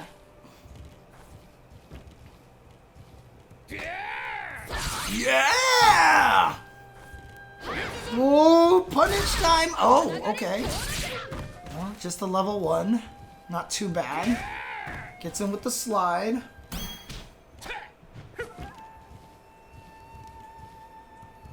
Oh, gee. But see, I like the run up into his face and do nothing. Not something has to happen every time. Okay, I love that fireball fake. And you see, it kind of got Asian bro to twitch. Oh, he got him with the deflect cancel. Woo! Dangerous. Burst time. Gets the throw. Combos in the weapon flipping technique. Yep. There we go. Evens up the life, and now without the weapon. Oh, but he gets it back. And then the big deflect into the poke. And there we go. Super Dynamite D taking game number 1.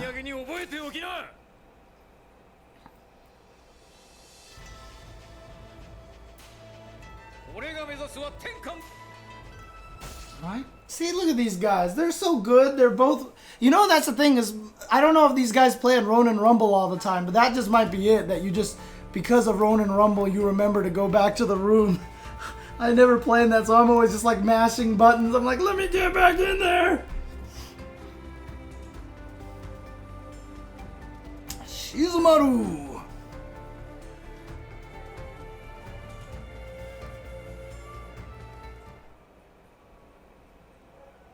You know what I haven't been doing all day here? I've been forgetting to add in the drama. I'm forgetting to add in the drama here.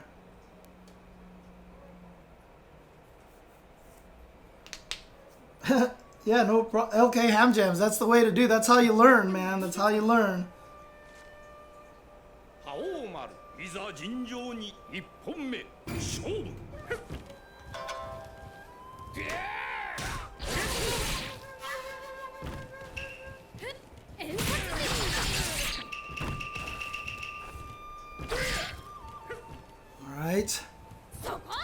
With that, deflect, nothing. Oh, punish. Now, back to the neutral, gets a throw. But not much damage. Missed the run, missed the run. But the damage now.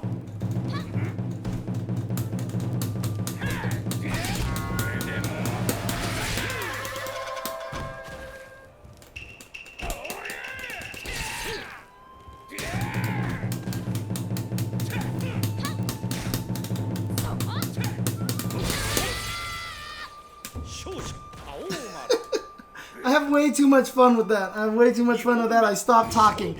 Alright. Ugh. Nice. I think they can. I think several spectators. Nice. Punish him for picking up the sword. Nice block on the defense. Cancel. Oh no! Not the big punish. Okay, trying to keep him. Oh, nice. Hit him. And then he got in his own hit afterwards. But you're going to lose your weapon now. Baptism of Fire, trying to make the comeback here, but nice, gets the umbrella back. Very little health now at this point in time. Yep, just chips him.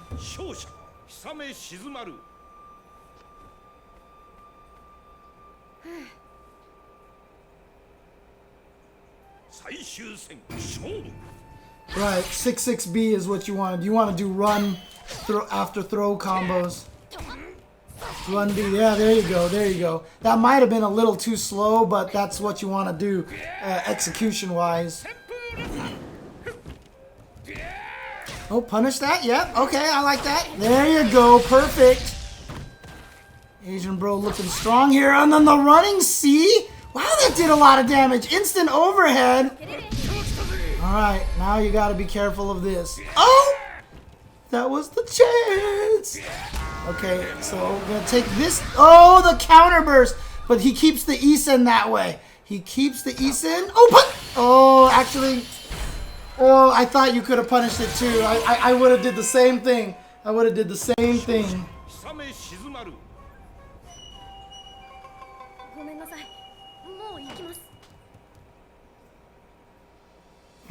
It should have been Isenable, right? It was just too slow. It was just too late. Oops, return to room, return to room. There you go. That could have also just been online as well, so. This game is a lot of fun, Duck Helmet. And like I said, I'm just having a bunch of like people come in and play some beginner matches, so it's actually really fun. Yeah, try not to panic jump, because that is a way to die. Very, very badly. Alright, Headhunter, have a good night, and good games earlier as well. Good games. Actually, Necromancy Black, I feel like the balance in this game is really, really good. There's still clearly some characters that are too weak, such as Wu and Rimu. And Kyoshiro, I've heard, is kind of like up and down here. I heard Earthquake is a little up and down, but most of the characters are pretty good. Oh! And you do know, Asian bro, you can hold that between rounds, right? Just curious. I've seen some people put Earthquake low. I was always confused by that myself, Mikey. I never thought Earthquake was bad, but I see some people put Earthquake really low, and it's confusing me. Oh, punish, yep. Gotta use the deflect cancel every once in a while, but I mean, that is something Baptism of Fire definitely does. Oh my god, the point! Ah! He just did it. He just did the tap. So one of the things that Super Dynamite D has to think about is that because the tap likes to come out in situations like that, I mean, sadly, you just gotta bait it a little bit more, which makes you vulnerable to throws and stuff like that. But every time you block it, you get such a big punish that it's worth it.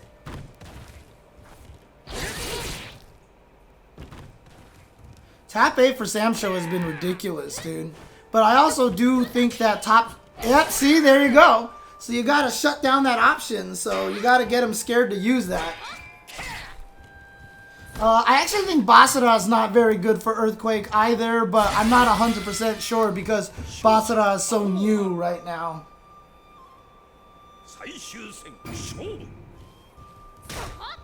Okay, so that is true then, huh, Crack?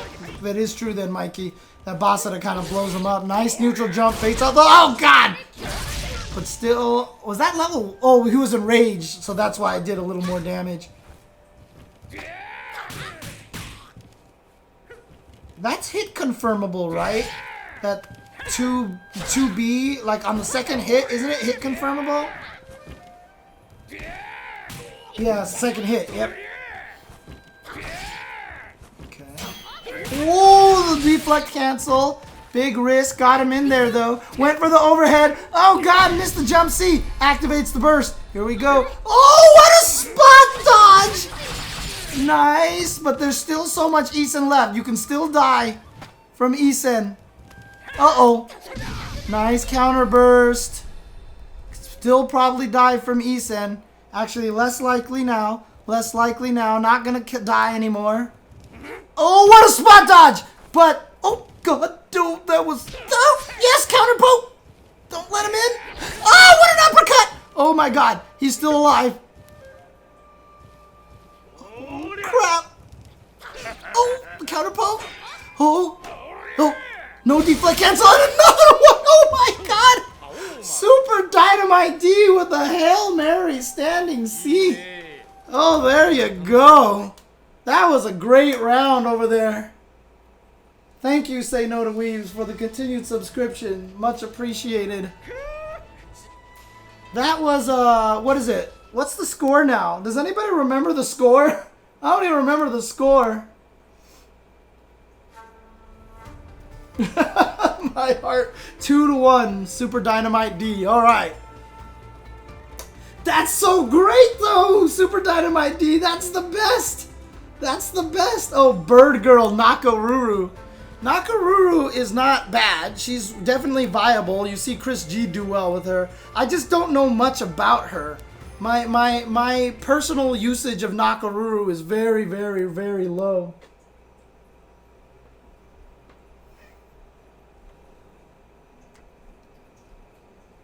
Meow.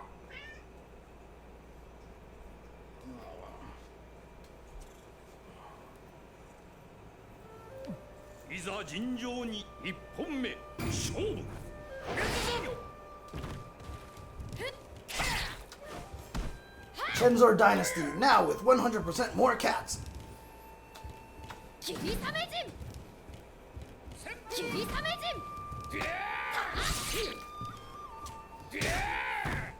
Nako should be easier to remember because Nakaruru has been in everything. Nice side switching running C. Ooh. Supposedly Jubei blows up Basara, right?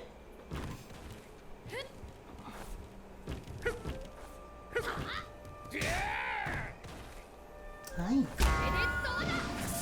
Oh, nice. Getting that to whiff. There you go. Cat parts. Cat parts. Okay, it's not super bad. Okay, okay, fair enough. Okay, the counter uppercut.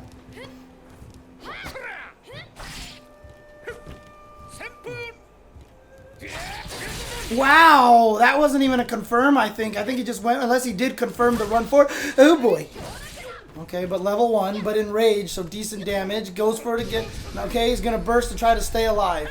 There we go. Okay, counter burst. Wow. Alright, everyone's using the burst now. Super Dynamite D wants the win now. Oh, he went for it! The Isen counter! Death! Oh, not quite. Not quite. Not enough just yet to do that full damage. Oh my God, but he canceled it! Punish! There we go! Okay, that was unfortunate. He did the 2C, expecting to hit him on the ground. He saw the hit, uppercut, it was out of the air, so the uppercut whiffed, and that's what gave Asian Bro the chance to punish.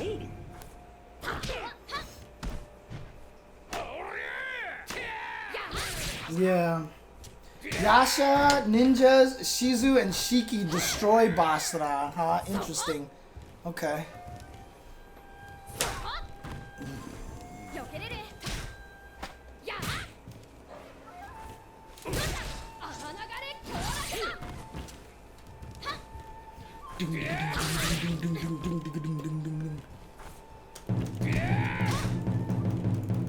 Oh, Jasmine's coming here and ruining things, I see. Oops, sorry, I'm not commentating the match anymore. Nice, gets the throw. Super Dynamite D needs the Windus to take it, but if Asian Bro can just get one more hit, he's gonna tie it up 2-2. Oh!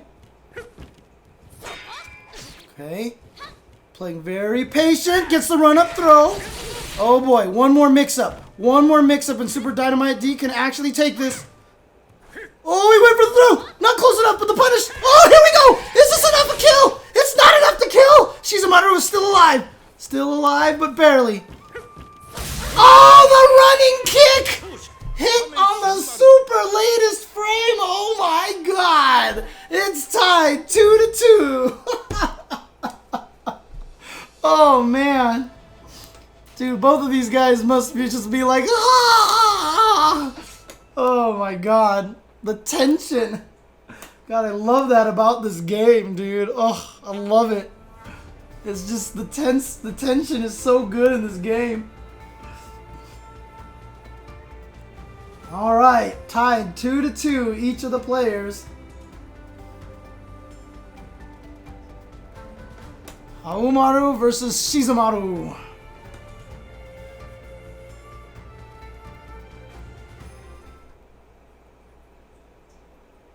Yeah, Basara I feel like will get stronger as time goes just by players being able to be more clever and just get used to using the clones a little more intelligently. A lot of times you'll see players just kind of go clone happy and then they stop and then they never use clones again. You just have to learn how to throw out clones in the middle of everything. It's going to take a while, but I think stronger Basara players are going to come over time, so...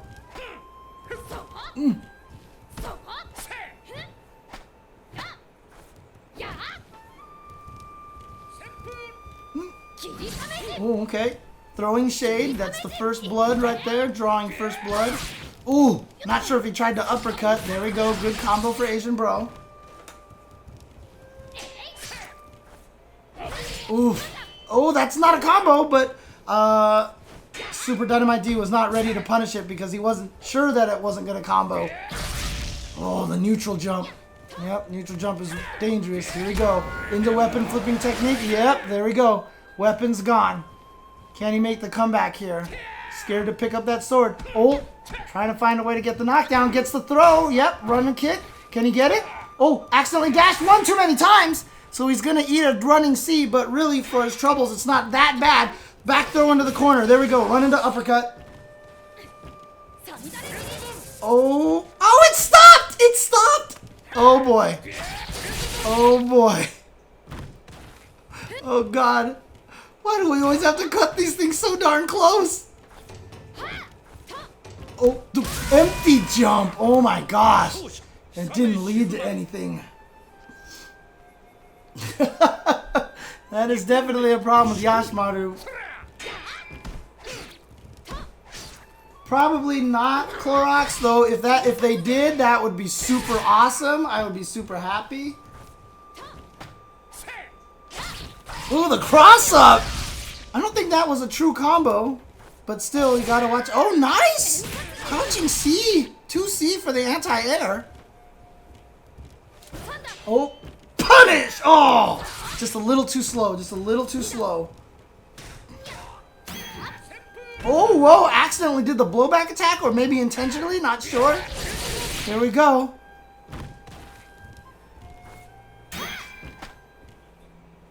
Oh, we got run. Oh, that's got to be punished. Yeah. Okay, burst. Oh, he got it again. No, he dropped the input. Oh, boy. Weapon flip. No, just the uppercut. It's enough to kill on the last hit. We're down to the final round. Oh, the rage ran out. The rage ran out. But it's okay. We're down to the final round here. Ooh. Oh, what? I don't know if that was a punish.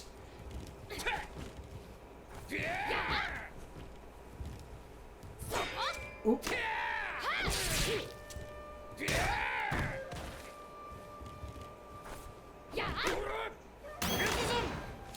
Oh, ooh, no, he missed the punish. Still got running seed.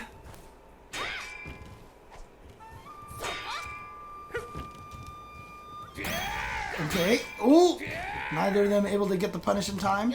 Going for the big Hail Marys. Here we go. Gonna hit him. He does not have the weapon flipping technique the burst available to him. Oh, he tried to catch him picking up the weapon with the SSM. I like the idea, but this should be able to do it. No, not quite. Oh my god. Oh, he missed it. He missed the instant overhead. Oh no, too far away for the throw. Ah! There it is. Good games. Asian Bro and Super Dynamite D with the super close one coming down to the very last round. Woo! Good job to Asian Bro. Go to return room. Now, who are the ones that haven't played yet? It was Super Dynamite D and LK Ham Jams have to play each other. So Asian Bro, you're already up 2-0. You beat both of them. But do LK Ham Jams and Super Dynamite D want to play each other? Or do you want me just to play Asian Bro now because he's already the winner of the round robin? Dynamite D and LK Ham Jams, do you guys want to play a set against each other? Oh, you play all the time, huh? Okay. Alright, so Asian Bro, go ahead and jump back on in. And I'll play against him. I'll play against you. Oh, wait. So Ham Jams, do you want to run it with Dynamite, or do you want me to run it with Asian Bro? What do you want to do, Ham Jams?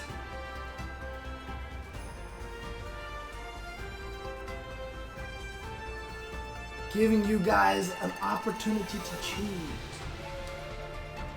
Select your battle. Oh, okay. You'll play D afterwards. All right, let's go.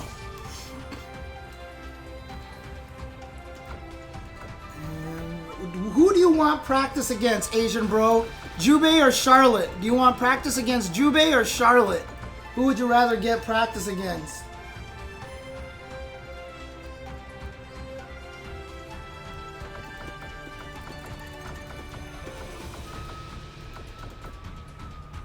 If no selection is decided, then I will pick Jubei by default. Who would you rather play against, Charlotte or Jubei? Charlotte or Jubei? Charlotte! Charlotte it is. Oops, sorry. Didn't see you down there, kitty. Charlotte! Oh, Charlotte is a pain in the ass. So is Jubei, to be honest with you. My characters are both super good. There's no way I can complain about my characters in this game. I have two top tier characters, dude.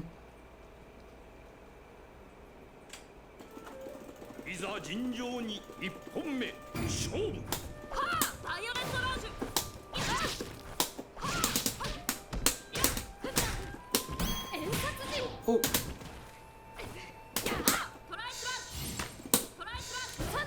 Oh god, I was not expecting that.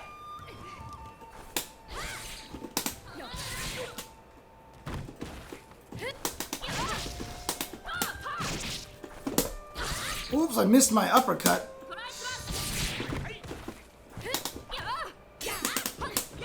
Ooh, backdash. Whoops! Oh shoot! I almost died. I almost died. I forgot about that. I forgot about that. I almost died. Oops, I should have used jumping B. Whoops. Ow.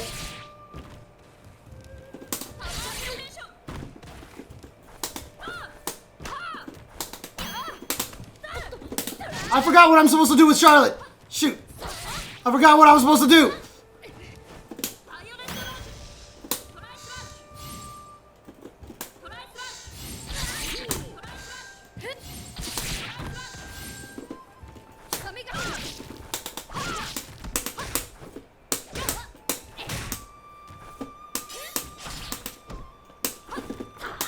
That's not what I want to do. I did not want to run.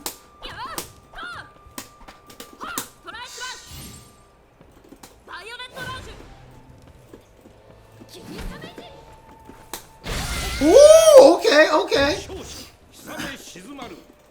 Right, it's 2C. It's just 2C, but I forgot what I was supposed to do right there.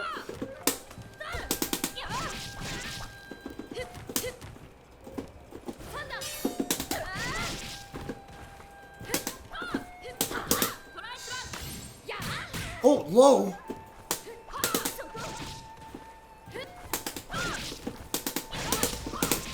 Oh, where's my uppercut?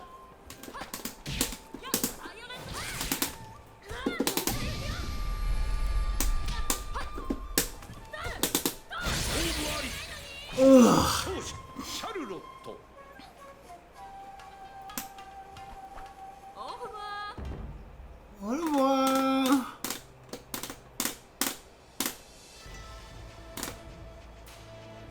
There is also run up, like run up, stop, A and the uppercut and stuff, but I can't do it. I'm not good at run, stop and the button.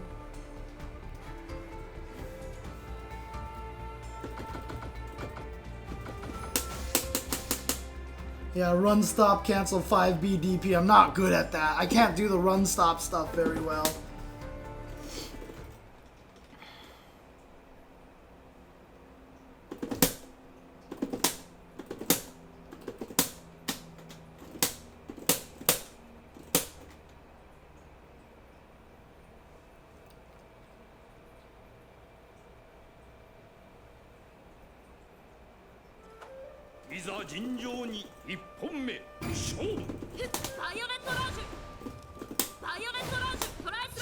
Ow!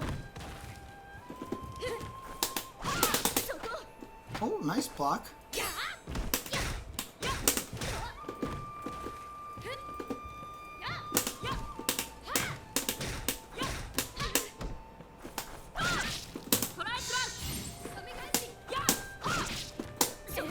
Ow!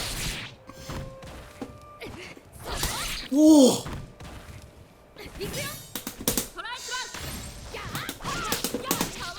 Ow! Charlotte damage! Why does Charlotte damage hurt so much?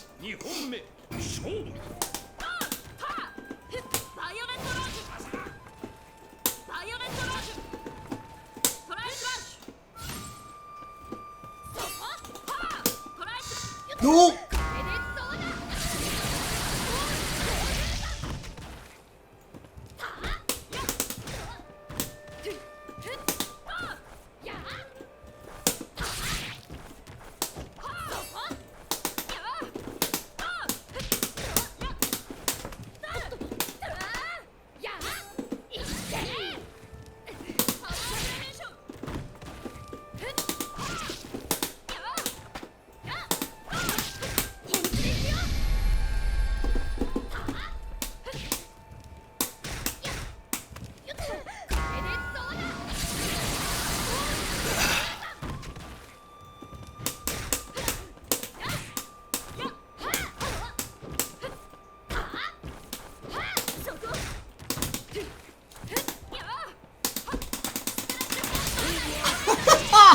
Chip death! Is that what makes it so hard, Crack Prawn? Is that the proximity has to be so close? Oh shoot, I keep forgetting. God, I'm gonna get disqualified out of every single Ronin Rumble that I go to because I just mash all the time.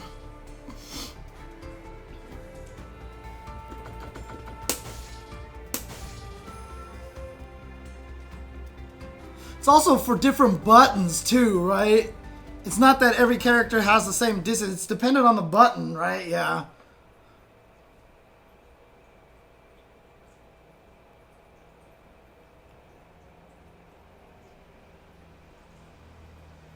They should have had a mode where, just for fun, you can turn on the guy who runs by and throws food and bombs and stuff like that.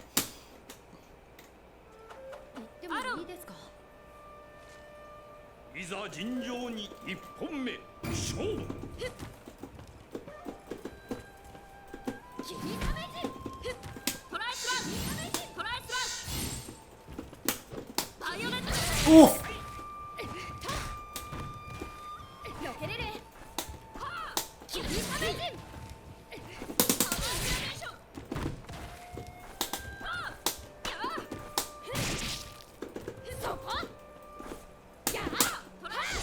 Oh, God. Nice! There you go.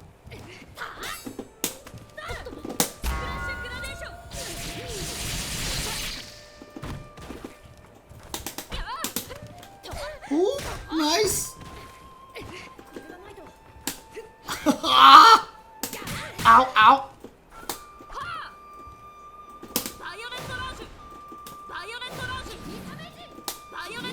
Oh, God, that takes so long to start up. Oh, and it doesn't even stop your fireball. Oh, meaty slide. Oh, what the hell? Okay, I just got hit with tap. Oh yeah, 3K is so good. That's like Terminator style anti-air. Oh my God. Ow, ow, ow, ow.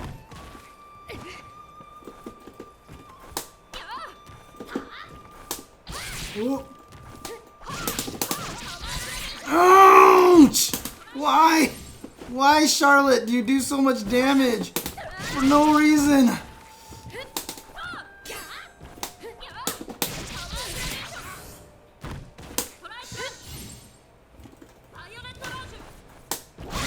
Oh, shoot!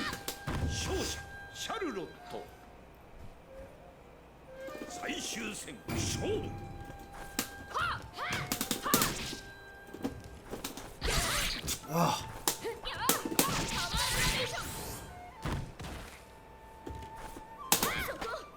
Nice.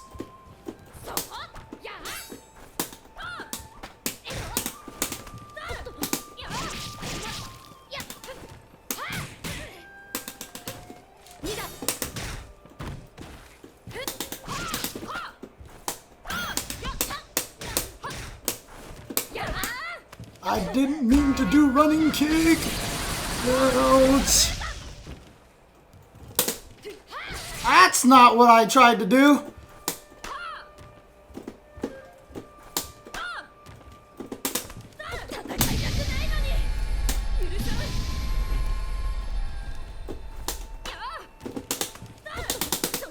Nope, that's not what I tried to do either. Ah, nice. I tried to E-set and I came out with overhead. Oh. For some reason I was like, E-sen is medium plus heavy. You don't need light punch. Ah.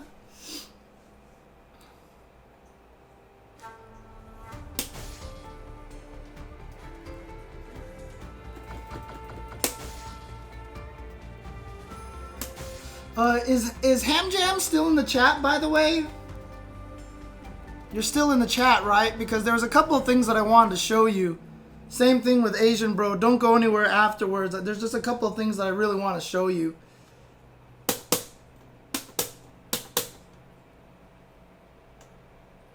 Oh, for me, Cohen, it was just a brain fart. I just hit only 2 buttons because my brain just went the wrong way.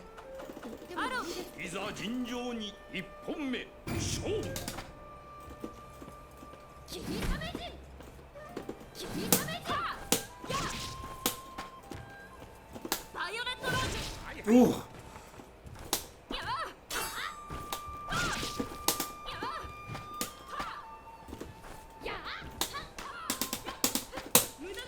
Oh, jeez.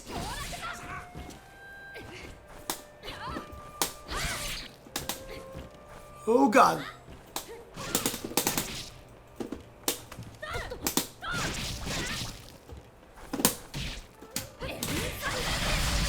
Not what I wanted to do. Oh, not what you wanted to do. That was supposed to be weapon flipping technique.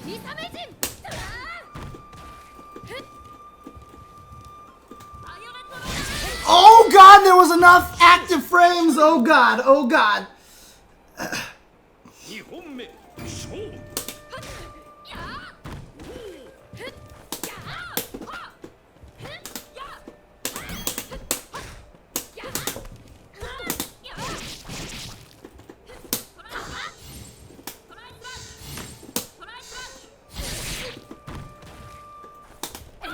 Oh, nice. I should have been able to block that. I just didn't try. Oh, what the?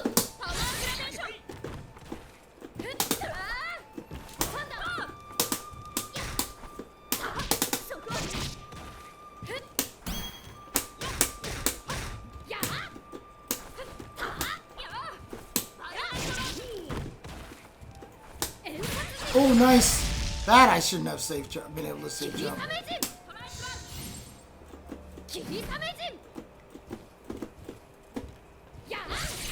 Ow!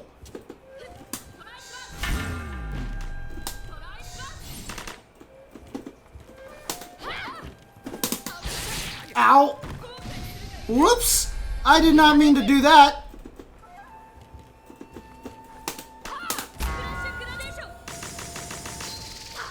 Okay, I forgot if that was punishable or not, and I just wanted to check.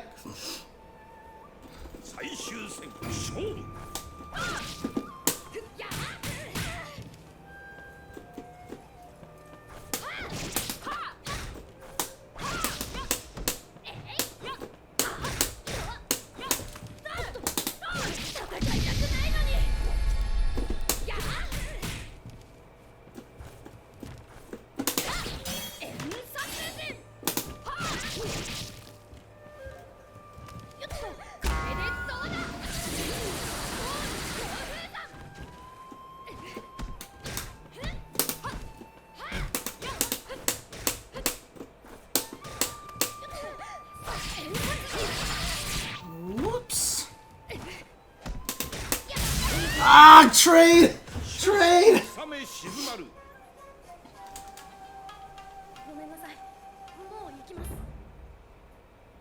Move, kitty.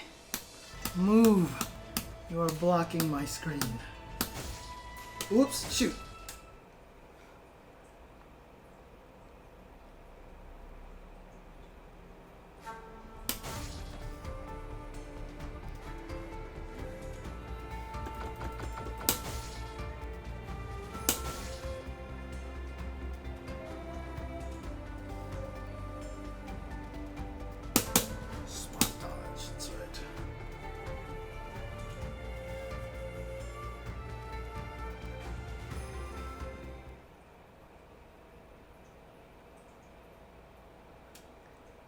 That's right, he has the wall jump too. Freaking Shizumaru has a wall jump for no reason.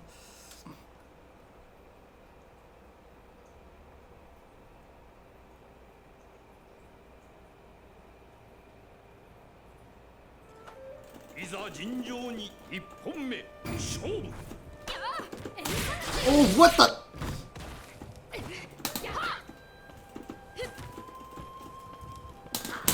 Oh.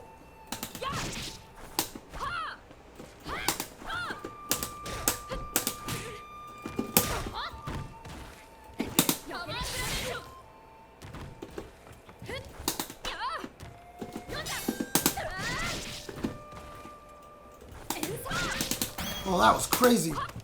Oop, I just missed that. Missed my jump seat completely.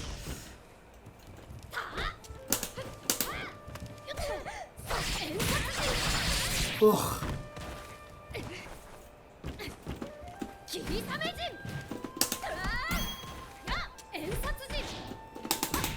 Whoops, that wasn't what I wanted to do.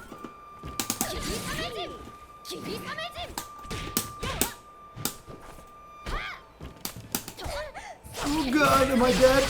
I'm still alive.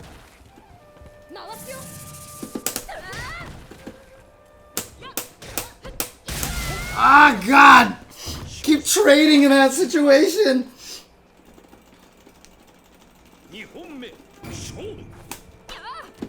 Oh god, damn it! I keep thinking you're not gonna do it this time, but you do!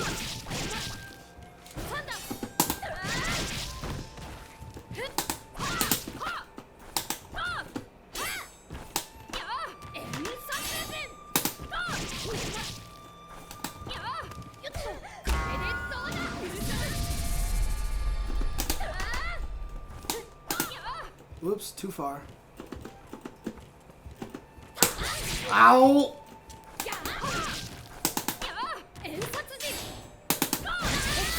Ow!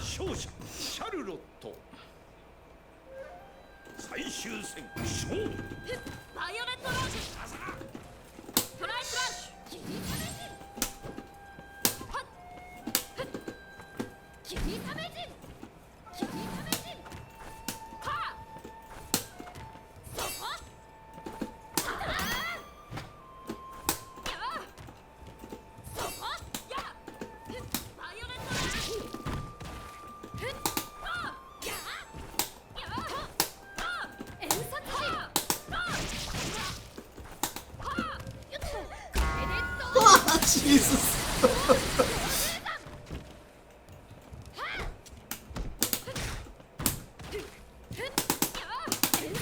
God damn it!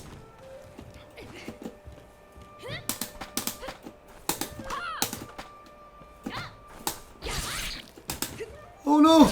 No!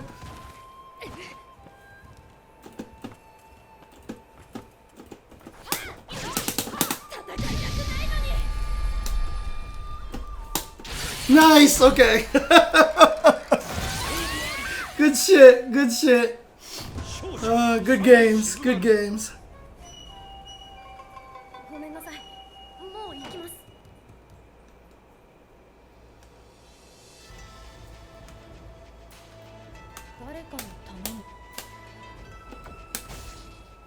Yeah, it's really hard to fight this character because he just like he covers every single situation possible. Good games, good games.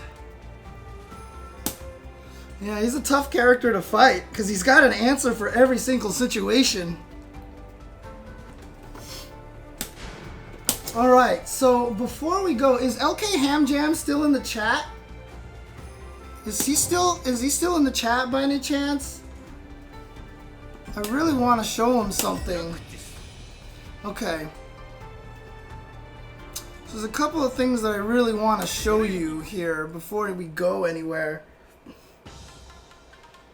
Yeah, that's the thing. It's like Shizu's like super scary because just at any point in time he can uppercut, anytime he could do the and the other thing too is Charlotte can't really punish the what do you call it? The tap that well. She can't do a lot of damage.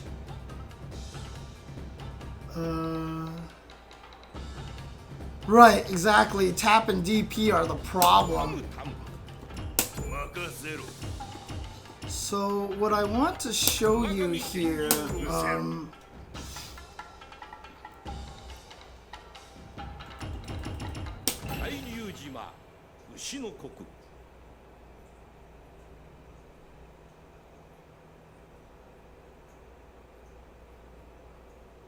one of the things that you gotta learn with Tam Tam, there's a couple of things that you're not using that are decently powerful tools.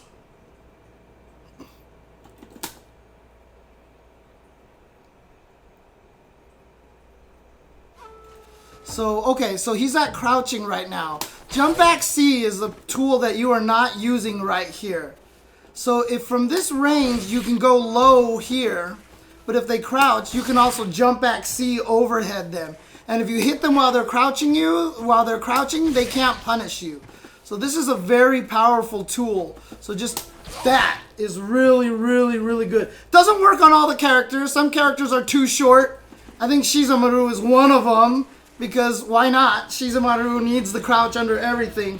But against like certain characters like Genjuro, this is something that's very important to have. Also, backwards uppercut. If you do the medium one, does the medium one have invincibility?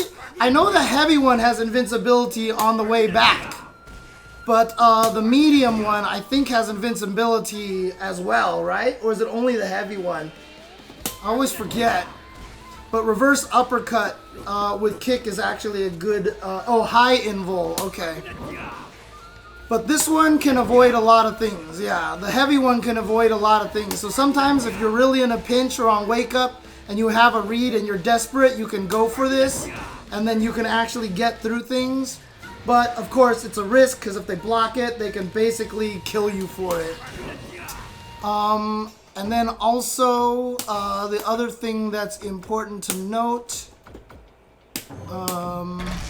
is back throw into weapon flipping technique is a combo right there. So that's also a very powerful tool. So if you have Isen and they're scared, you can run up, back throw them, and then just go into straight weapon flipping technique like that. So that's actually really good to have. So those are some things that I think you should probably add in there. When you use the A, like, notice that, like, just outside of the A range is where 2C hits, right? So if you have the opponent and you're keeping them at bay, you can kind of use your A pokes to measure your distance in neutral. So B will hit from this range like this, but if you A and whiff, that means you're in range for this. So you can kind of learn to do this every once in a while and then throw that out just to catch people at max range. The other thing too is 2B is a decent anti-air as well that you want to learn to use. What is it? There it is, okay. Oops. Wait, what the heck? Is that really Genjuro's jumping heavy slash? Oh, it's his neutral heavy slash that he gets that one. Hey, okay. So there's Genjuro's jumping slash right there. If you can learn to time the crouching B, like you can see that it hits very early. So if you do expect jumps, you can hit people out of the air with that. 2B like this, you can actually hit people. And see how early you can do it? You can actually do it super early and it works.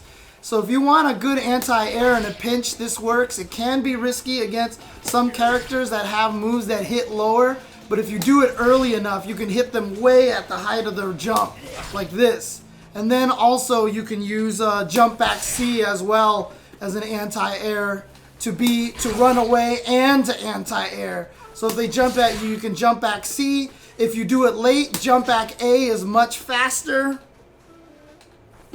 Like that, and you can get away from things like that. Yeah, jump B is probably the optimal one because it's got the speed and the damage like that. So there you go. Oh, thanks for the sub, Super Dynamite D. Thank you very much. But there you go. That's what you want to do over there. Like that, jump back. Does it really have a better hitbox? Oh yeah, it does, it does. Yeah, so jump B just hits better in general. So jump B and then down B are two good anti-airs like this. So these are two things that you want to use in your anti-jump game. Like that. See, there you go. Oh, you're talking about like close range, Mikey? Like this, basically? Yeah, so if I do jump C, well, maybe that does still hit. But there is a little bit hole in there. But yeah, so those are some weapons that you want to add in your game. And like I said, this is good because that can't be deflected. So that's a good weapon to have right there as well.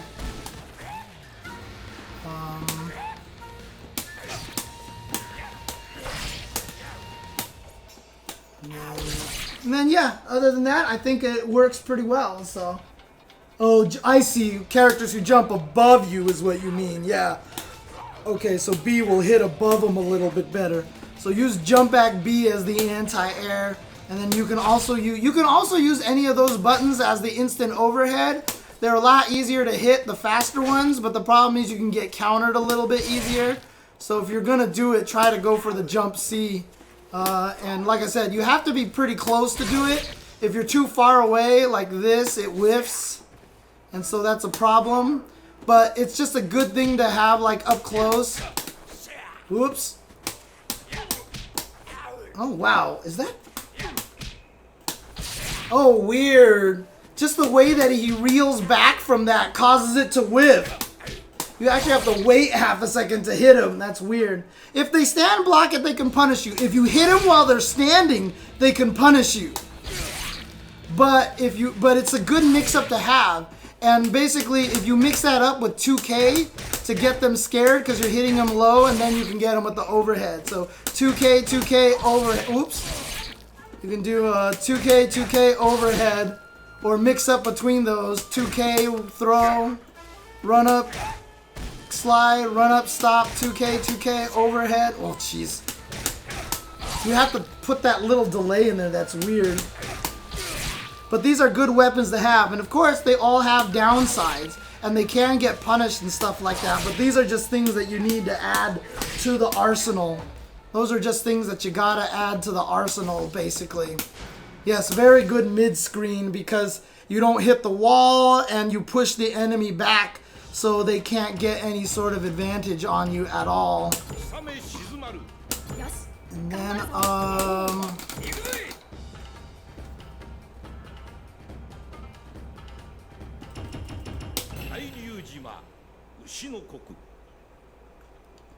so those are good things to learn. Are you still in here, Super Dynamite D?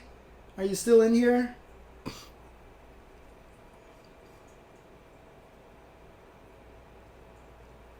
Okay. So the movement stuff with Shizumaru that's really important to learn is what is it? Down and up and kick is what it is, or up and punch. I'm sorry. Yeah, just up and button. So you can drop it and then do it again. You can also slide back and forth if you want to. Oops. So you can actually move around a little bit with him too, which is really nice. And so like if you actually want to jump, you can, if you jump from this, so his jumping B can be a cross, or jumping, so jumping B, that's the cross up, right? Yeah, jumping B can be a cross up like this. You can jump over somebody and do that, right? So if you're close to them, you can jump, up, attack, down, and then B. So jump over them and then come back with a cross up like that, basically. Which is kind of good. So he's just got a lot of, and yeah, you can do it off of this as well, but so you can do it off of backdash as well. And if you do that into the medium plus heavy, that's an instant overhead. You can also cancel it into an A, but that's really hard to do. That's high level right there.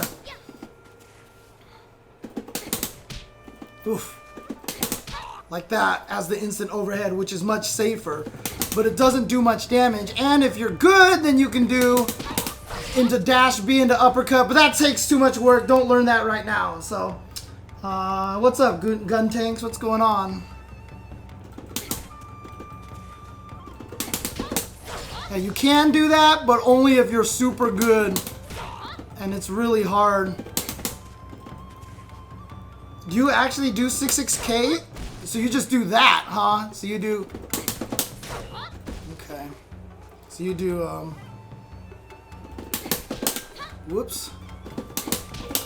Like that, basically. But again, super hard.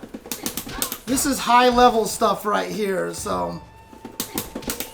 There you go. So you can do that, but again, that's really, really, really high-level stuff right there.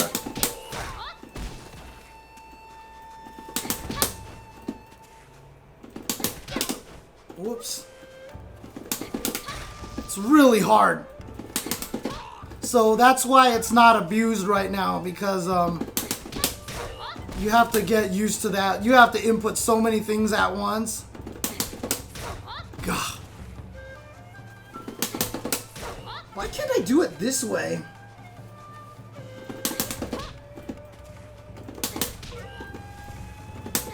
Oops.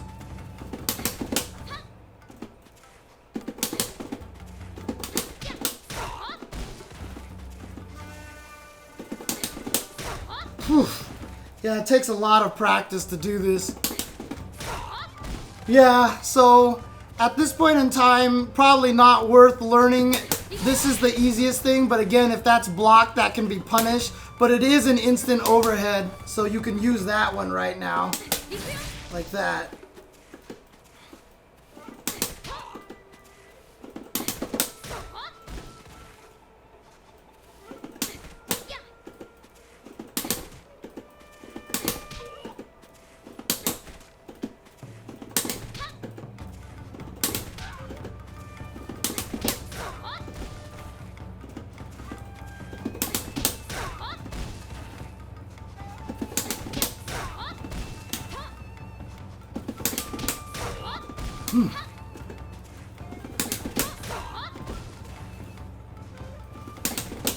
Whoops. Ugh. What is the wall jump cancel? Because you can, like, I've seen you do this and then you just like drop, right? How do you do the wall jump cancel? Oh, what the hell?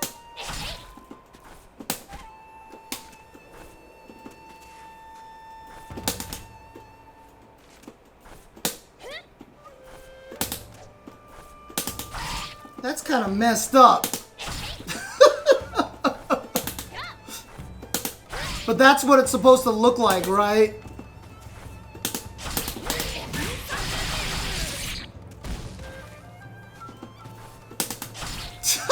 God, this character.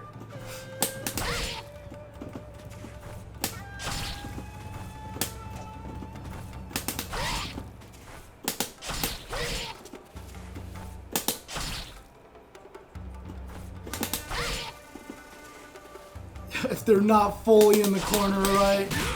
And of course, that combo is only working really well because they're crouching, so... Oh, that's right, it's this thing right there, yeah. Now, this character has a lot of stuff. Whoops! Why is that coming out?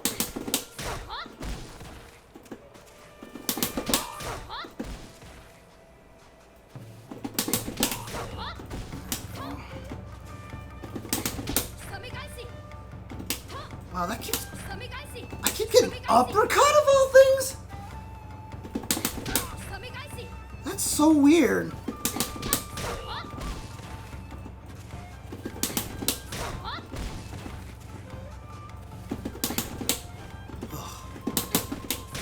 That's hard to do. Takes a lot of practice. Takes a lot of practice.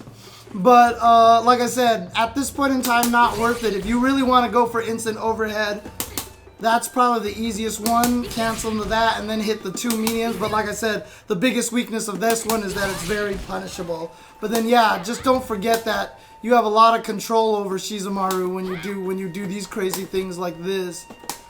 Like look at that. I can float, move, and then float again. And then float. And then of course remember every time you're floating and you stop, you can attack, so like so. Yeah. That's just all it is. Just mash the... Just do it as fast as possible. There's just like no timing. Oh, you're talking about this thing? You're talking about... Do you do down, up, down, up, down, up? Is that basically what you do?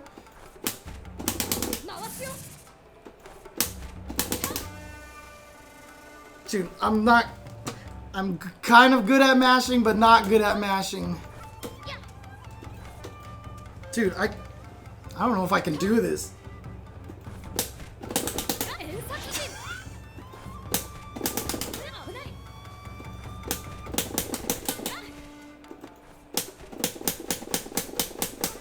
I can time it like that, so...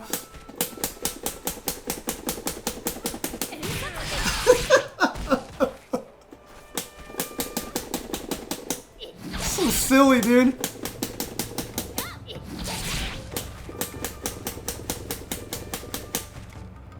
Oh, man.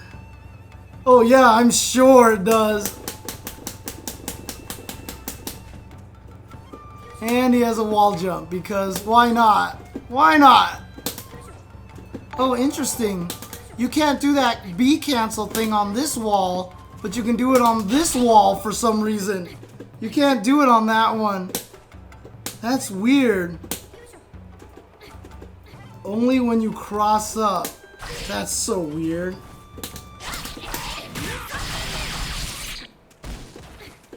But yeah, you can actually go off the wall float so that you can even float higher. Look at that. I was floating slower than the screen actually went.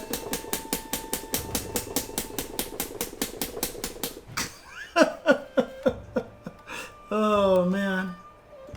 There you go. So that's some stuff that you can do with Shizumaru. This character is real good.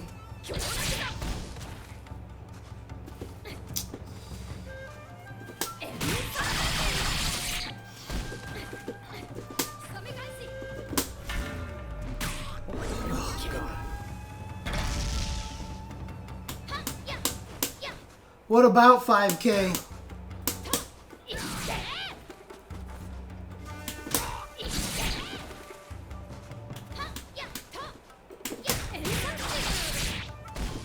Alright, so you can combo off of that. And then this is a great anti-air right here. This is a good, so because it's the same button, this can work as an anti-air. 3K is a really good anti-air. Yeah. This is one of those characters that probably is going to get nerfed pretty soon.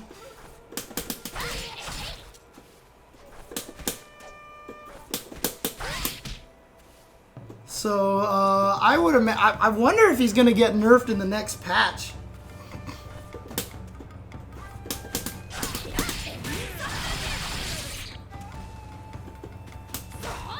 Yeah, but running K is a good anti-air. 3K is a good anti-air. Yeah, it's that same situation again. The best character is just people aren't winning with them. You know, that was the case with like Vanilla Sagat as well and stuff like that, so. Trying to move the cat away from my PlayStation vent. Yeah, he's a really, really good character. And of course, he's got the tap, which you can charge. And I don't even know if Asian Bro is still in the chat, but like you can hold the button down and you can actually keep it and you can transfer the button. I don't even know if the people have talked about that in the chat as well. So I can hold light like this, but then if I switch it, I can switch it to medium. And now I'm holding medium so I can hit light. I can hit light, let go of medium, and now I've put it back onto light, and then I can put it to heavy, and now I'm charging it on heavy over here. And then it's still the charged up version, so. And then you can also keep it charged up in between rounds as well. So, it's like super good. How long does it take to charge to get to level 2, Mikey?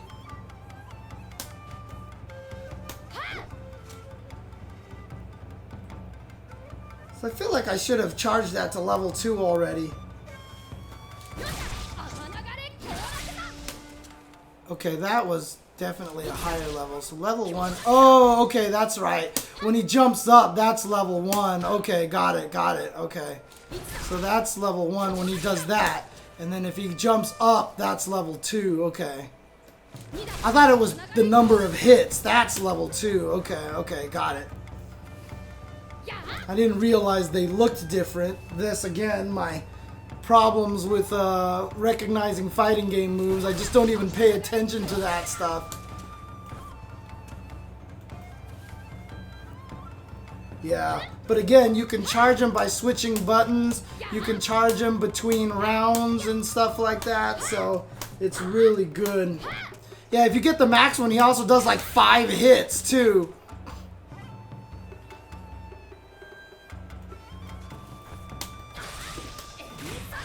Which button do most people hold? Do they just mostly hold light punch? God damn, why did that do so much damage?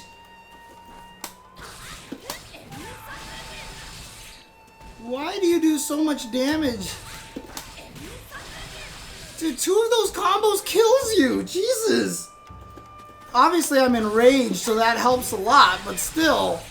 My God, why does that do so much damage?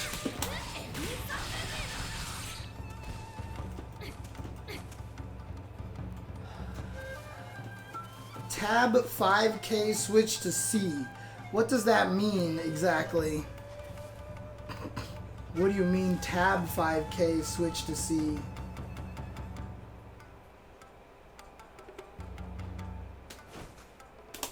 You're just basically saying tap 5K so that you're not whiffing the C when you want to switch over to C, basically. Yeah. Sorry, it was just a typo. I saw tab and I was like, what does that mean? Yeah, okay.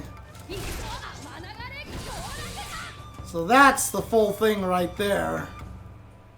600 damage on that. God.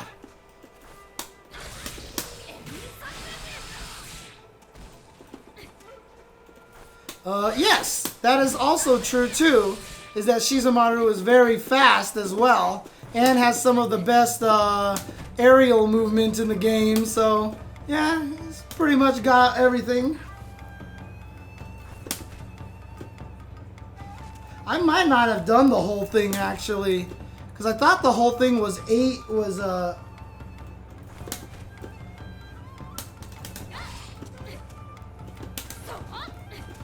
I believe that's a low.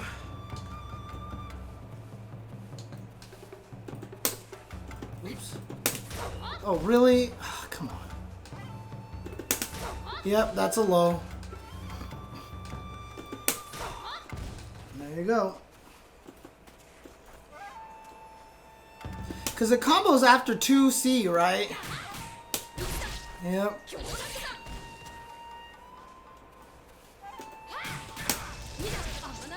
It's very easy to hit confirm in that situation.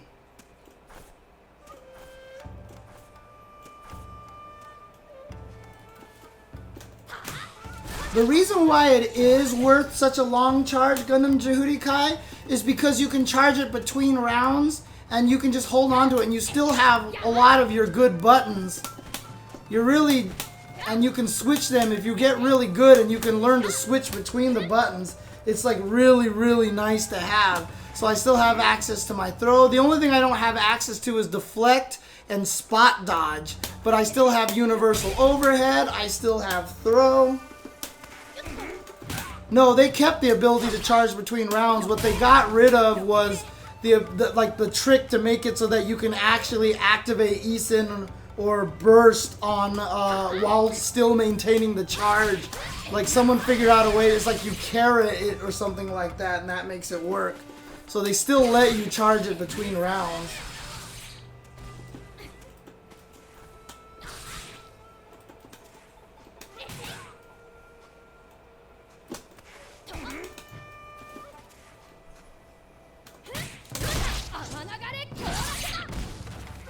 Ow. Yeah, 60 seconds sounds about right.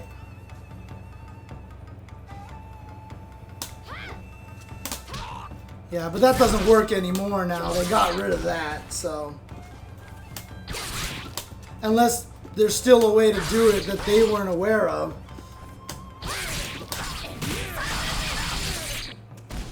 Oh, the burst animation just cancels it. Gotcha, okay.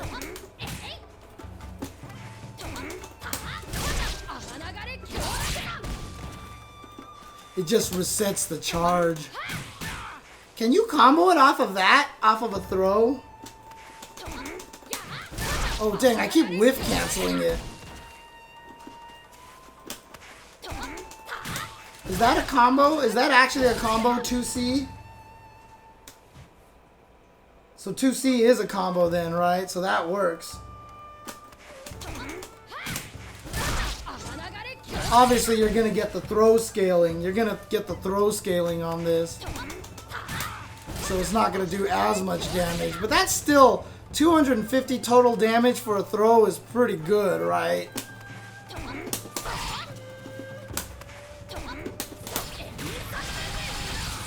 Well, I mean, with Rage, yeah, I guess that one's a little bit more, so. Is it still really 50%? Jesus.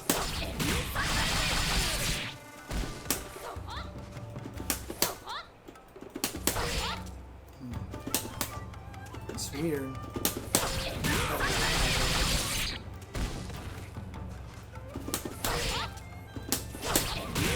Oh, it's just later than I think. I'm actually canceling it too early. Oh, okay, got it.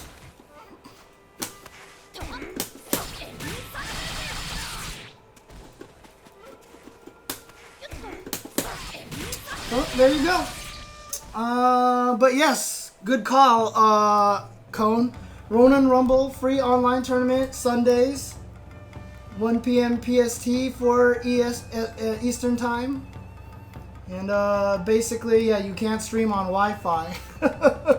It's on Jeff the Hero's channel. But it's every week, Asian bro. It's every week. So if you can't play it this weekend, you can play it on another weekend. Alright.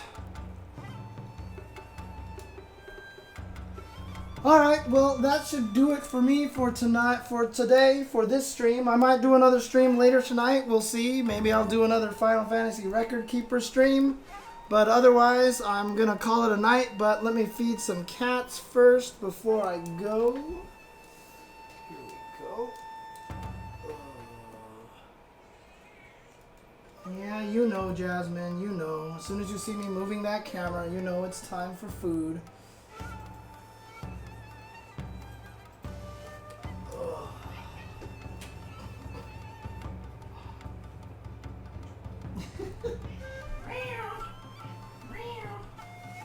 Alrighty. Let's get some food for the cats.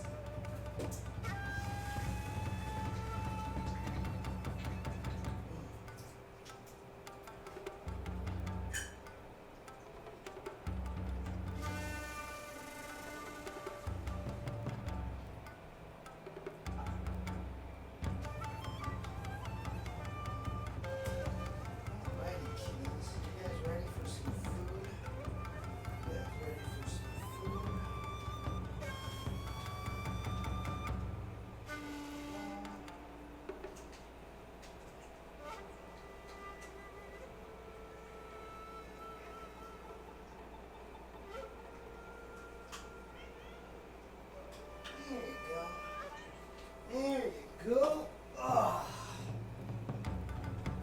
For the cats. Then I have to get food for myself.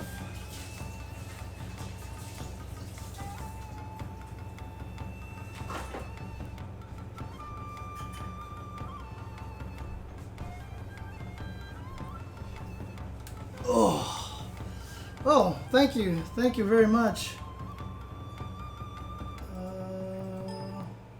Appreciate it. But hope people did enjoy everything here. Hope it's been helpful. Hope it's been useful for everybody. I'm gonna keep doing these. I'm gonna try to do these a lot, but obviously if I'm traveling on a Friday, I won't be able to do it, so I probably won't be able to do it next week. If I try to do it in the middle of the week, I want to do it consistently, and Friday afternoon seems like a good time to do it. But you guys let me know if that helps, or if there's another day that you guys would prefer to have it instead of Friday afternoons like this. Friday afternoons in the afternoon Pacific time.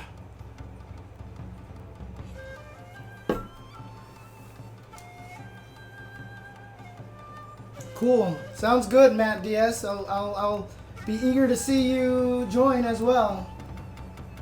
Thank you very much.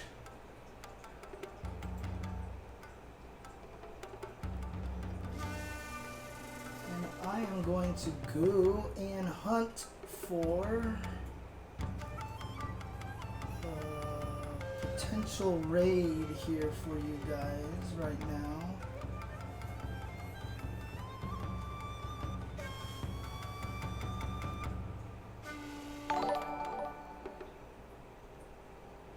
Some people are streaming Ring Fit Adventures. I need to check that thing out. I actually really want to try it, dude. I actually really want to try that game.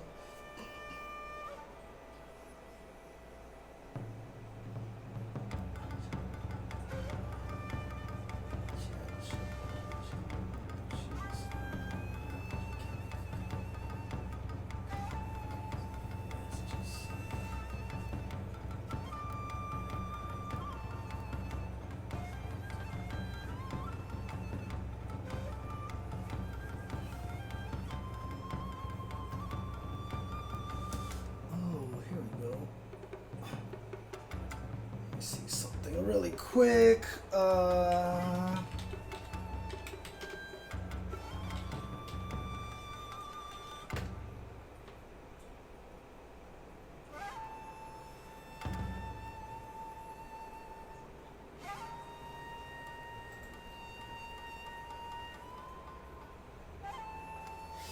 Yes, there we go. Alright, I'm going to go ahead and just to help support the XO Academy stuff here, Lightbright, one of the members of the XO Academy, that's the thing that Persia started, is streaming right now. I do want to try to help some of the smaller streams. So I'm going to send you guys over to her channel so you can go ahead and hang out with her and watch her play some Street Fighter V. So thanks guys for tuning in, and enjoy and support XO Academy and support all that stuff over there. So I'll see you guys later. Have a good night and take care.